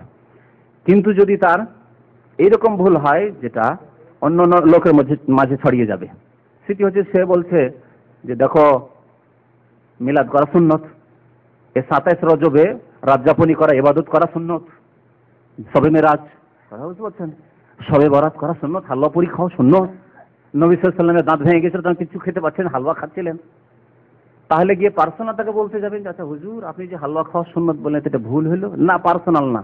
তখন সবার সামনে, মুসলিমদের সামনে বলতে হবে এই বিদাতি এ বলছে যে নবী সাল্লাল্লাহু আলাইহি ওয়াসাল্লাম হালুয়া খেয়েছেন, তো হালুয়া খেয়েছেন দাঁত ভাঙার পরে, তো ওকে বলেন যে ওর আগে দাঁত ভেঙে আসুক তারপর হালুয়া খাক, আগে দাঁত ভেঙে আসেন, ওটাও তো সুন্নাত। যেমন হালুয়া খাওয়া যদি সুন্নত হয়, প্রথম কথা হালুয়া খাওয়া সুন্নত নয়, আর যদি হালুয়া পুরি খাওয়াই সুন্নত হয়, যে কিচ্ছু খেতে পারেনি তাই ওহদে দাঁত ভাঙার পরে হালুয়া খেয়েছিলেন, তো প্রথম দাঁত ভেঙে এসেছিলেন, তো হে হুজুর তুমি আগে দাঁত ভেঙে আসো তারপরে হালুয়া খাও, বুঝতে পারছেন? এইভাবে জনসাধারণকে সতর্ক করতে হয় বিদাতি মোল্লা মৌলবি পীর থেকে, কিন্তু ব্যক্তি জীবনের ভুল হলে তাকে বলবেন। প্রশ্ন হচ্ছে আউলিয়াউর রহমান এবং আউলিয়া শয়তানের আয়াত দুটি কোন সূরায়? প্রথম কথা, প্রশ্নে আয়াত কোথায় এগুলি প্রশ্ন না করে এগুলি পার্সোনালি জেনে নেওয়া ভালো। তবে আপনাকে আজকে বলছি, সূরা বাকারায় আল্লাহ রাব্বুল আলামিন আয়াত নম্বর 257 তাতে ইরশাদ করেছেন আল্লাহু ওয়ালিয়ুল্লাযিনা আমানু ইখরিজুহুম মিনাজ যুলুমাতি ইলান নূর ওয়াল্লাযিনা কাফারু আউলিয়াহুমুত তাগুত ইখরিজুনাহুম মিনান নূরি ইলাজ যুলুমাত। এখানে আল্লাহ বলেছেন আল্লাহু ওয়ালিয়ুল্লাযিনা আমানু, আল্লাহ বন্ধু কার? আল্লাযিনা আমানু, কাদের? ঈমানদারদের। তাহলে ঈমানদারদের বন্ধু আল্লাহ রাব্বুল আলামিন, এরা হচ্ছে আউলিয়াউল্লাহ আউলিয়াউর রহমান, যারা ঈমানদার ধার্মিক যারা। আর পক্ষান্তরে তারপরে আয়াতে বলছেন ইখরিজুহুম মিনাজ যুলুমাতি ইলান নূর, আল্লাহ তাদেরকে অন্ধকার থেকে আলোর দিকে নিয়ে আসেন, যেহেতু আল্লাহর বন্ধু আল্লাহ তাদেরকে ভালোবাসেন। ওয়াল্লাযিনা কাফারু আউলিয়াহুমুত তাগুত, আর যারা কাফের অস্বীকার করেছে, আল্লাহকে অস্বীকার করে, পরকালকে অস্বীকার করে, অথবা আল্লাহর কোনো ফরজকে অস্বীকার করে, আল্লাহর বিধানকে অস্বীকার করে, আল্লাহর বিধানকে অচল মনে করে। অনেকে জাতিগত মুসলিম কিন্তু আল্লাহর বিধানকে অস্বীকার করে বিশেষ কোনো ক্ষেত্রে, ব্যক্তি জীবনে হয়তো অস্বীকার করে না, নামাজ রোজা পর্যন্ত ঠিক মানে, কিন্তু সামাজিক জীবনে অস্বীকার করে, অর্থনীতিতে অস্বীকার করে, রাষ্ট্রনীতিতে অস্বীকার করে। এইভাবে কোনো একটি ক্ষেত্রে বা বিশেষ একটি বিধান, রাষ্ট্রনীতির ক্ষেত্রে কোনো একটি ক্ষেত্রে অস্বীকার করে, চোরের হাত এই যুগে কাটা যাবে না। যেমন আজকাল কিছু নেতা নেত্রীদের কাছে এরকম কথাবার্তা শোনা যায়, এরা এমন ইসলাম থেকে বের হয়েছে মুরতাদ হয়ে, যে তারা এই ধরনের কথা বলতে দ্বিধাগ্রস্ত নয়, যে এই যুগে, এই সভ্যতার যুগে চোরের হাত কাটা হচ্ছে বর্বরতা। তাহলে এ হচ্ছে কি ওয়াল্লাযিনা কাফারু, যারা অস্বীকার করলো আল্লাহর কোনো এক বিধানকে। আল্লাহ রাব্বুল আলামিন কোরআনে এই বিধান দিয়েছেন এবং এই বিধানের মাধ্যমে শান্তি প্রতিষ্ঠিত করার উদ্দেশ্য। এটি হচ্ছে ইসলামের অপারেশন। অপারেশন অনেক সময় না করলে আপনার ক্ষতি হবে। আপনি নিজে অপারেশন করার জন্য টাকা ঢেলে আসছেন, ফ্রি নয় অপারেশন, তারপর টাকা দিয়ে বলছেন কেটে ফেলুন, আমার হাত কেটে ফেলুন, আমার পা কেটে ফেলুন, এই করুন সেই করুন, তাই না? তো ইসলামের অপারেশন হচ্ছে চোরের হাতটা কেটে নাও, এতেই রয়েছে শান্তি বিশ্ব সমাজের। কিন্তু এই হেকমত তারা জাহেলরা বুঝে না, মূর্খরা, যার ফলে তারা পড়েছে দুনিয়ার শিক্ষা, কিন্তু দিন সম্পর্কে তারা 0 পয়েন্টে থাকার কারণে, অজ্ঞ থাকার কারণে এইরকম কুফরি কথা বলে ইসলাম থেকে বেরিয়ে যায়। আল্লাহ বলেছেন আল্লাযিনা কাফারু, যারা অস্বীকার করলো, পুরোপুরি অস্বীকার করলো, আংশিক অস্বীকার করলো, অস্বীকারী যারা, আউলিয়াহুমুত তাগুত, এরা কাদের বন্ধু? এদের আউলিয়া, এদের বন্ধুকে তাগুত। তাগুতের কয়েকটি তাফসীরের মধ্যে একটি হচ্ছে শয়তান। শয়তান, এরা হলো শয়তানের বন্ধু। শয়তান এদেরকে প্ররোচিত করে এসব কুফরি কথা বলার জন্য, বা কুফরি আকীদা রাখার জন্য, কুফরি মত পোষণ করার জন্য, কুফরি বিবৃতি দেওয়ার জন্য। সূরা ইউনূস আল্লাহ রাব্বুল আলামিন ইরশাদ করেছেন আয়াত নম্বর 62, সূরা ইউনূস, আলা ইন্না আউলিয়া আল্লাহ লা খাউফুন আলাইহিম ওয়া লা হুম ইয়াহজানুন, জেনে রাখো যে আল্লাহর যারা ওলি, লা খাউফুন আলাইহিম, এখানে আল্লাহর ওলি বলা, আউলিয়াউল্লাহ, আউলিয়াউর রহমান, এরা আল্লাহর গুণবাচক রহমান। তারা কারা? আল্লাযিনা আমানু ওয়া কানু ইয়াত্তাকুন, মুমিন মুত্তাকি যারা। সূরা আনফাল আয়াত নম্বর 34 মহান আল্লাহ ইরশাদ করেছেন ইন আউলিয়াহু ইল্লাল মুত্তাকুন, আল্লাহর আউলিয়া কারা? মুত্তাকিরা শুধু। ইন আউলিয়াহু, বরং শুধুমাত্র আল্লাহর ওলি, আল্লাহর বন্ধু হচ্ছে কারা? মুত্তাকি। তাহলে ইমানের দাবি করা যথেষ্ট না, ইমানের সাথে যারা মুত্তাকি, আগে শুরুতে কিন্তু তাকওয়ার কথা বলেছে, আল্লাহ ভীরুতার কথা বলেছে, তারাই আল্লাহর ওলি হতে পারে। তাহলে এই আল্লাহর ওলি হওয়ার দরজাও খোলা। সূরা নিসা আয়াত নম্বর 76 মহান আল্লাহ ইরশাদ করেছেন ফাকাতিলু আউলিয়া আশ-শায়তান ইন্না কায়দাশ শায়তানি কানা দাঈফা, তোমরা সংগ্রাম করো, সশস্ত্র লড়াই করো আউলিয়া আশ-শায়তান, শয়তানের বন্ধুদের বিরুদ্ধে, শয়তানের ওলিদের বিরুদ্ধে, যেরকম যার পক্ষে সম্ভব কেউ কলমের জিহাদ করবে তাদের বিরুদ্ধে, কেউ মুখের জিহাদ করবে, কথার জিহাদ, বক্তব্যের জিহাদ করবে, কেউ লিখনের জিহাদ করবে, কেউ অন্তর থেকে ঘৃণা করে একেবারে নিম্নমানের জিহাদ, সেটি কিছুই করতে পারছেন না। এই কুফরি শক্তির বিরুদ্ধে, কবর পূজা, মাজার পূজার বিরুদ্ধে, শিরক বিদআতের বিরুদ্ধে অন্তর থেকে ঘৃণা করে প্রতিবাদ জানাইতে হবে। ফাকাতিলু আউলিয়া শায়তান, আল্লাহ বলেন তোমরা কিতাল করো, সংগ্রাম করো, যুদ্ধ করো আউলিয়া শায়তান, শয়তানের আউলিয়াদের বিরুদ্ধে। ইন্না কায়দা শায়তানে কানা যায়ীফা, কারণ শয়তানের ছলনা অত্যন্ত দুর্বল, তাদের জাল অত্যন্ত মাকড়সা জালের মতো দুর্বল। সুতরাং ভয় করি না যে তাদের শক্তি খুব বেশি, কারণ তারা মরণকে অত্যন্ত বেশি ভয় করে। হ্যাঁ, তো তারা শক্তিশালী মনে হলো তাদের শক্তি কিছুই না। তো এই ছিল ওলি সম্পর্কে। যাই হোক, আরেকটি প্রশ্ন এক ভাই বলেছেন, আমাদের কোম্পানিতে এক খ্রিস্টান প্রশ্ন করেছে যে আল্লাহ সুবহানাহু ওয়া তাআলা কি খ্রিস্টানদেরকে পছন্দ করেন না? আল্লাহ কাফেরকে পছন্দ করেন না, আল্লাহ কাফেরকে পছন্দ করেন না। কে কাফের এখন তার জানা উচিত যে কে কাফের। যে আল্লাহর কোন বিধানকে অস্বীকার করেছে সে কাফের। আল্লাহর বিধানের প্রথম মূল নীতি হচ্ছে লা ইলাহা ইল্লাল্লাহ মুহাম্মাদুর রাসূলুল্লাহ। খ্রিস্টান, ইহুদি, অন্য ধর্ম অবলম্বী তারা যদি প্রথম কথা তারা শিরিক করেছে আল্লাহর সাথে, আল্লাহর পুত্র, আল্লাহর স্ত্রী ইত্যাদি সাব্যস্ত করে এক আল্লাহকে তিন খোদাই বিভক্ত করে তারা শিরিক করেছে, তাহলে লা ইলাহা ইল্লাল্লাহ, আল্লাহ ছাড়া কেউ ইলাহ নেই, এখানেই তাদের ত্রুটি রয়েছে, মানে তাওহীদই নেই। তাহলে প্রথমটাই গেল। যদি মেনেও নিজে কিছু খ্রিস্টান আছে যারা একত্ববাদে বিশ্বাসী আর ঈসাকে আল্লাহর পুত্র মনে করে না, ঈসাকে আল্লাহর রাসূলই মনে করেন এবং মরিয়মকে আল্লাহর স্ত্রী বলে না, বরং মরিয়মকে বলে তিনি একজন সতী মহিলা ছিলেন এবং আল্লাহর কুদরতে, আল্লাহর আদেশে তার পেটে যে ঈসা আলাইহিস সালামের জন্ম হয়েছে ইত্যাদি ইত্যাদি, এবং ঈসা আলাইহিস সালামকে শুলিতে চড়ানো হয়নি বরং ঈসা আলাইহিস সালামকে আল্লাহ উঠিয়ে নিয়েছেন, এসব কথাও যদি বিশ্বাস করে, তারপরে দ্বিতীয় টুকরো হচ্ছে তাদেরকে বলা হয়েছে যে শেষ নবী মুহাম্মদুর রাসূলুল্লাহ, তিনি আল্লাহর রাসূল এবং সারা বিশ্বের মানুষের জন্য। সুতরাং প্রত্যেক মানুষের, সে ইহুদি হোক, খ্রিস্টান হোক, হিন্দু হোক, বৌদ্ধ হোক, জৈন হোক, আর নাস্তিক হোক আর আস্তিক হোক, মুহাম্মদুর রাসূলুল্লাহর যখন আগমন ঘটবে তখন তার রিসালাতকে স্বীকার করতে হবে, মানতে হবে, ঈমান নিয়ে আসতে হবে। যে ব্যক্তি মানবে সে হচ্ছে মুমিন, সে হচ্ছে ঈমানদার। আর যে বললো যে না আমি লা ইলাহা ইল্লাল্লাহ তো মানি, আল্লাহ ছাড়া কেউ সত্য মাবুদ নেই, এই কথা তো মানি, কিন্তু মুহাম্মদুর রাসূলুল্লাহ মানি না, ঈসা রাসূলুল্লাহ মানি, মুসা রাসূলুল্লাহ মানি, ইব্রাহিম রাসূলুল্লাহ মানি, কিন্তু মুহাম্মদুর রাসূলুল্লাহ এই কথা মানি না, সে মুসলমান নয় এবং মুমিনও নয়, সে কাফের, তার নাম হচ্ছে কাফের। জি, তো সেই খ্রিস্টান যদি আমার সাথে একমত হয় যে আমি মানি, যেমন আমরা মানি ঈসা আলাইহিস সালাম আল্লাহর রাসূল, মানি না মানি না? ঈসা আলাইহিস সালাম আল্লাহর রাসূল, তাদের রসুল নন, আল্লাহর রসুল, এবং আমরা তাকে আল্লাহর রসুল বলি। ঈমান নিয়ে আসি, আমাদের ঈমানের একটি অঙ্গ হচ্ছে ঈসা আলাইহিস সালাম আল্লাহর রসুল, আমাদের ঈমানের অঙ্গ হচ্ছে মুসা আলাইহিস সালাম আল্লাহর রসুল। ওইরকমই তাদের ঈমানের একটা অঙ্গ যখন হয়ে যায় মুহাম্মদুর রাসূলুল্লাহ, আল্লাহর রসুল এবং শেষ রসুল, শেষ রসুল যখন, তখন শেষ রসুলের মাধ্যমে যে বিধান এসছে তার বাস্তবায়ন করতে হবে, তাহলে সে মুমিন, তাহলে সে মুমিন, সে কাফের নয়।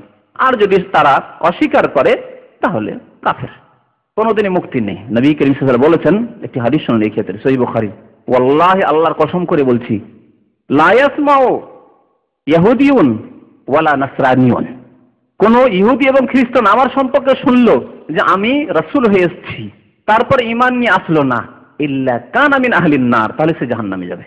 জানে না যে মুহাম্মদ সাল্লাল্লাহু আলাইহি ওয়াসাল্লাম আল্লাহর পক্ষ থেকে রাসূল হয়ে এসেছেন। আমরা জানলাম যে ঈসা আলাইহিস সালাম আল্লাহর রাসূল, মুসা আলাইহিস সালাম আল্লাহর রাসূল, শুধু ইহুদিদের রাসূল নন, তিনি খ্রিস্টানদের রাসূল নন, তারা কি জানতে পারেনি যে মুহাম্মদ সাল্লাল্লাহু আলাইহি ওয়াসাল্লাম আল্লাহর রাসূল? জি, তাহলে যদি ঈমান না নিয়ে আসে তো কানা মিন আহলিন নার, জাহান্নামে যাবে। জি।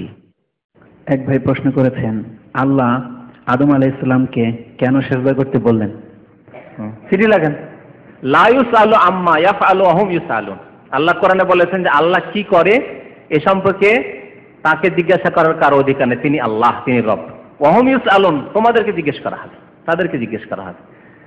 এই প্রশ্নের যদি উত্তর দিই, যদি আমার কাছে থাকে উত্তর, যদি দিই, তা করলেন 5 ওয়াক্ত কেন নামাজ ফরজ করলেন? এগুলো কাফেরদের কথাবার্তা। 4 কেন করলেন না? 6 কেন করলেন না? রমজান মাসেই কেন রোজা ফরজ করলেন? জীবনে একবারই কেন হজ ফরজ করলেন? শুধু 3টি জামারাতে কেন পাথর মারা করলেন? শুধু কাবা শরীফে কেন তাওয়াফে সীমিত করলেন? বাইতুল মুকাররমের কেন তাওয়াফ করতে পারবো না? এর জবাবে কি আছে? আল্লাহর ইবাদত মানে আল্লাহর গোলাম, আপনি আল্লাহর গোলামি করতে হবে। আপনি তো আল্লাহর গোলামি করাটাই হচ্ছে আপনার জন্য ভাগ্যবান হওয়া। সম্মানিত ওই ব্যক্তি যে ব্যক্তি আল্লাহর গোলামি করে। জি। আরেক ভাই লিখেছেন, বাংলাদেশে জোরে আমিন বললে অন্যরকম মনে করে, তাহলে আমি কি জোরে আমিন বলবো না? সুন্নত পালন করতে গিয়ে যদি অন্যরকম মনে করে, করুক। নবী, আপনাকে নবীর আদর্শের উপরে থাকতে হবে। কে অন্যরকম মনে করলো? নবী সাল্লাল্লাহু আলাইহি ওয়াসাল্লাম তো যখন বলে এই লা ইলাহা ইল্লাল্লাহ পড়ো, তখন কি রকম মনে করেছিল মক্কার লোকেরা? বলেন, অন্যরকম মনে করেছিল না সোজা মনে করেছিল যে ঠিক? তাহলে এই অন্যরকম মনে করে এই নিয়ে কেন ভাবনা আপনার এত? হ্যাঁ, আপনি হক পথে থাকলে বাতিল পন্থীরা অন্যরকম মনে করবে। যখন বলবেন যে মাজারে যাওয়া যাবে না, যখন বলবেন যে পীরের মুরিদ হওয়া যাবে না, তো অন্যরকম তো মনে করবে। তাই বলে আপনি সবকে লুকিয়ে রেখে দেবেন আর কালকে আমাদের জবাবদিহি করবেন আপনি কি করে? তা মানুষের কাছে হিকমতের সাথে পৌঁছাতে হবে। বাস হিকমত অবলম্বন করতে হবে যে কোন জিনিসটা প্রথম পৌঁছাবো। এখনই আমনের কথাটা উঠাবো না, এখন ওই পীর মাজারের কথাটা উঠাবো না। আগে আকীদার কথা উঠান, আগে বড় বড় জিনিসগুলি যেগুলো নিয়ে ইমানের টানাটানি রয়েছে, ইমান হারিয়ে যেতে পারে, সেগুলো জিনিসও সংশোধন করুন। শিরক বিদআত কুফরিগুলিকে দূর করুন, তারপরে তখন সুন্নতগুলিকে পেশ করুন ধীরে ধীরে। বুঝতে পারছেন? কিন্তু কোনো জিনিস লুকিয়ে রাখা যাবে না। নবী সাল্লাল্লাহু আলাইহি ওয়াসাল্লাম আদর্শ মানুষের কাছে পৌঁছাতে হবে।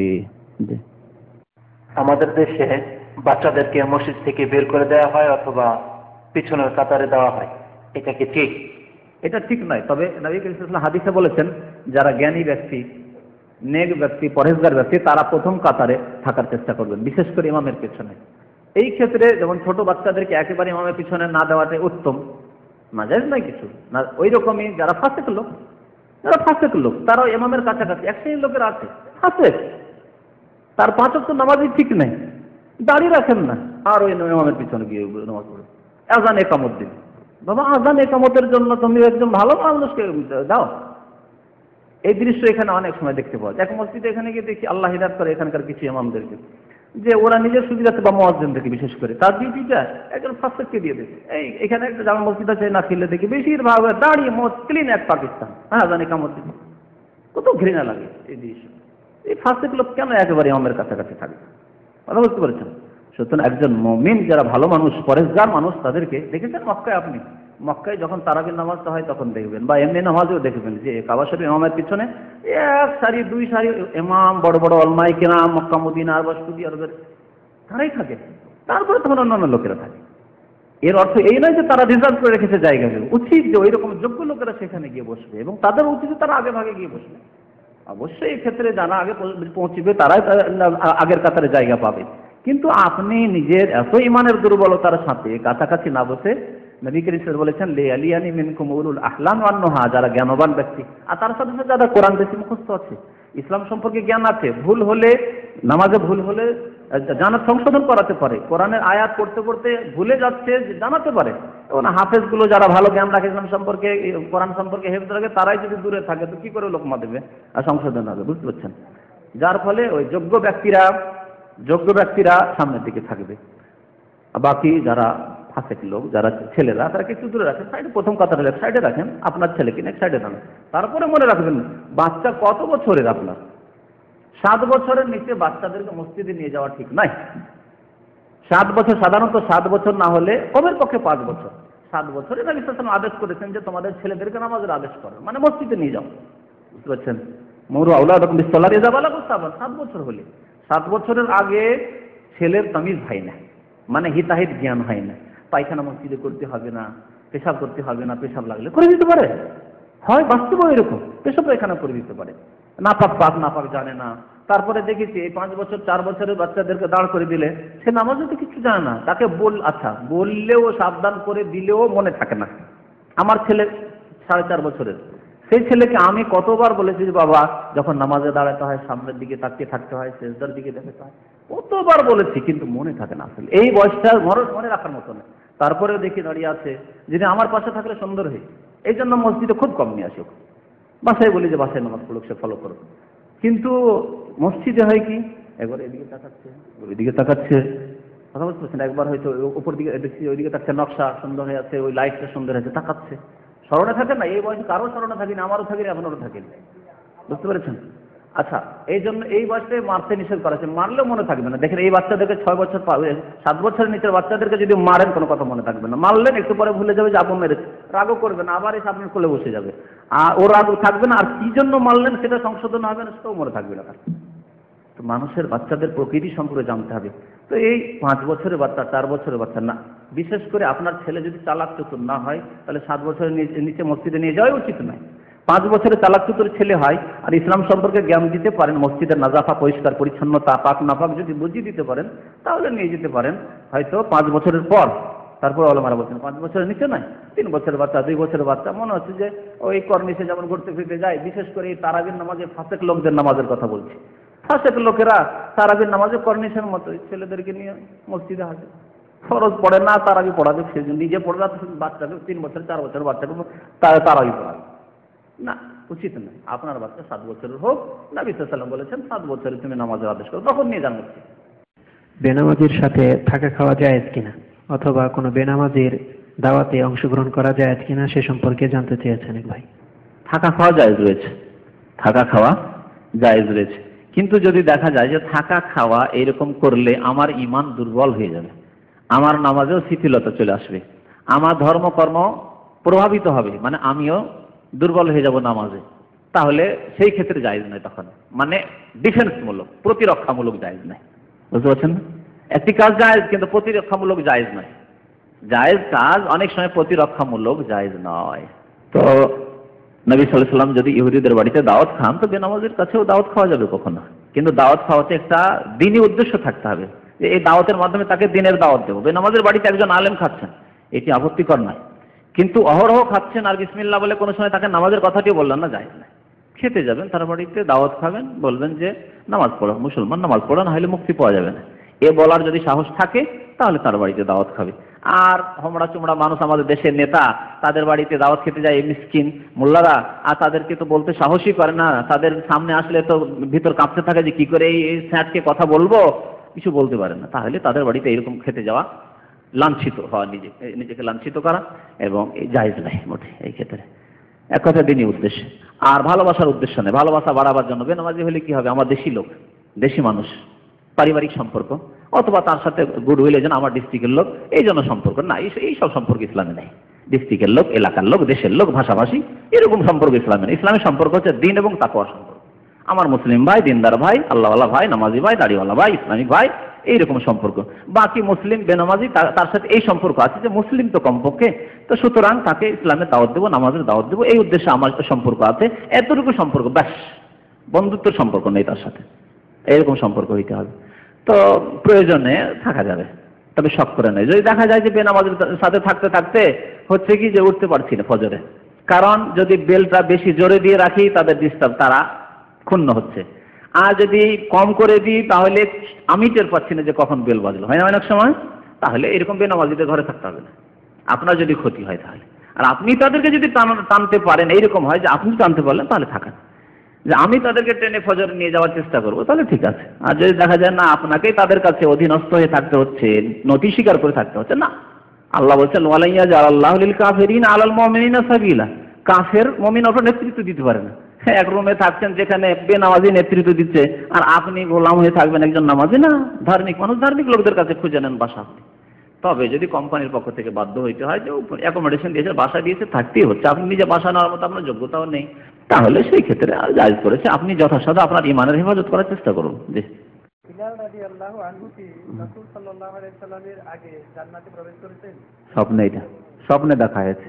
এর মানে এই না হযরত বেলালের মর্যাদা নবী সাল্লাল্লাহু আলাইহি ওয়াসাল্লাম চাইতে উত্তম, বরং এর উদাহরণ ওইভাবেই দেওয়া হয়েছে যেমন অনেক সময় দেখা যায় যে একজন বড় মানুষ চলছেন কিন্তু মধ্যখানে, আর ওর বডিগার্ড আগে আগে যাচ্ছে, বডিগার্ড সামনে দিকে যায় না, বড় মানুষের বডিগার্ড সামনে যাচ্ছে, অথবা তাকে পথ দেখাচ্ছেন, একজন নতুন মানুষ এসছেন, দামামে খুব বড় মানুষ এসছেন, তিনি তো রাস্তা চেনেন, একটু পিছনে পিছনে, আর সামনে তার খাদেম বলছেন এইটা দিয়ে আসেন, হুজুর আসেন, এটা দিয়ে, হ্যাঁ ঠিক না?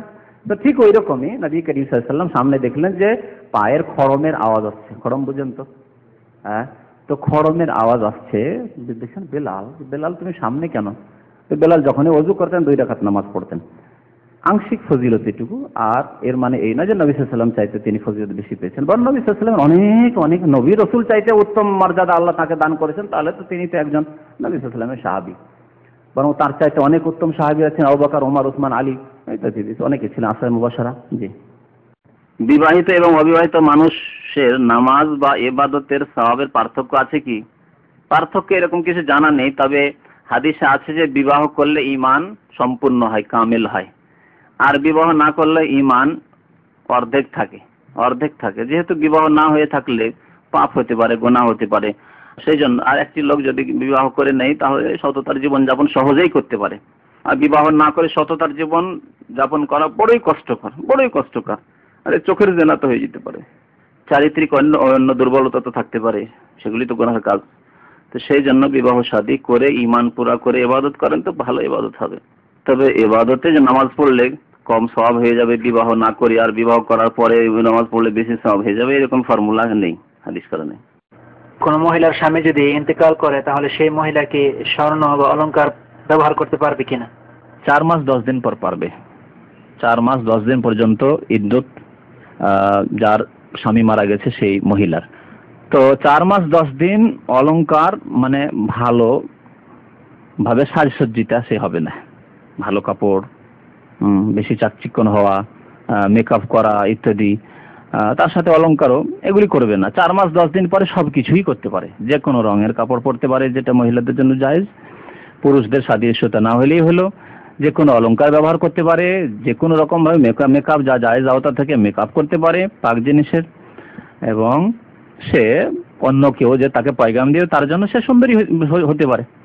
জি, 4 মাস 10 দিন পরে, যেহেতু 4 মাস 10 দিনের মধ্যে পয়গাম দেওয়াও জায়েজ নয়, পয়গাম গ্রহণ করাও জায়েজ নয়, আর বিবাহ করাও জায়েজ নয়, সুতরাং 4 মাস 10 দিন এসব কিছু করতে পারবে না, তারপরে করতে পারবে। প্রয়োজন রয়েছে বরং করার।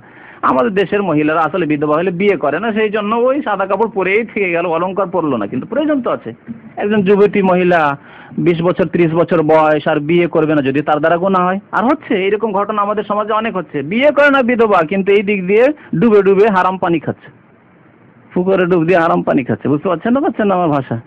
মানে জেনা ব্যভিচারে লিপ্ত হচ্ছে, অথচ বিয়ে করছেন না। বাবা বিয়ে করো, কি দরকার তোমাকে এরকম থাকার? বিয়ে করো, ছেলে মেয়ে আছে, ছেলে মেয়ের দেখাশোনা করবে, তার আত্মীয়রা রয়েছে, ছেলে মেয়ের চাচারা রয়েছে, তাদের দেখাশোনা করতে হবে, তার মামারা রয়েছে, তারা দেখাশোনা। তুমি স্বামীর বাড়ি চলে যাও।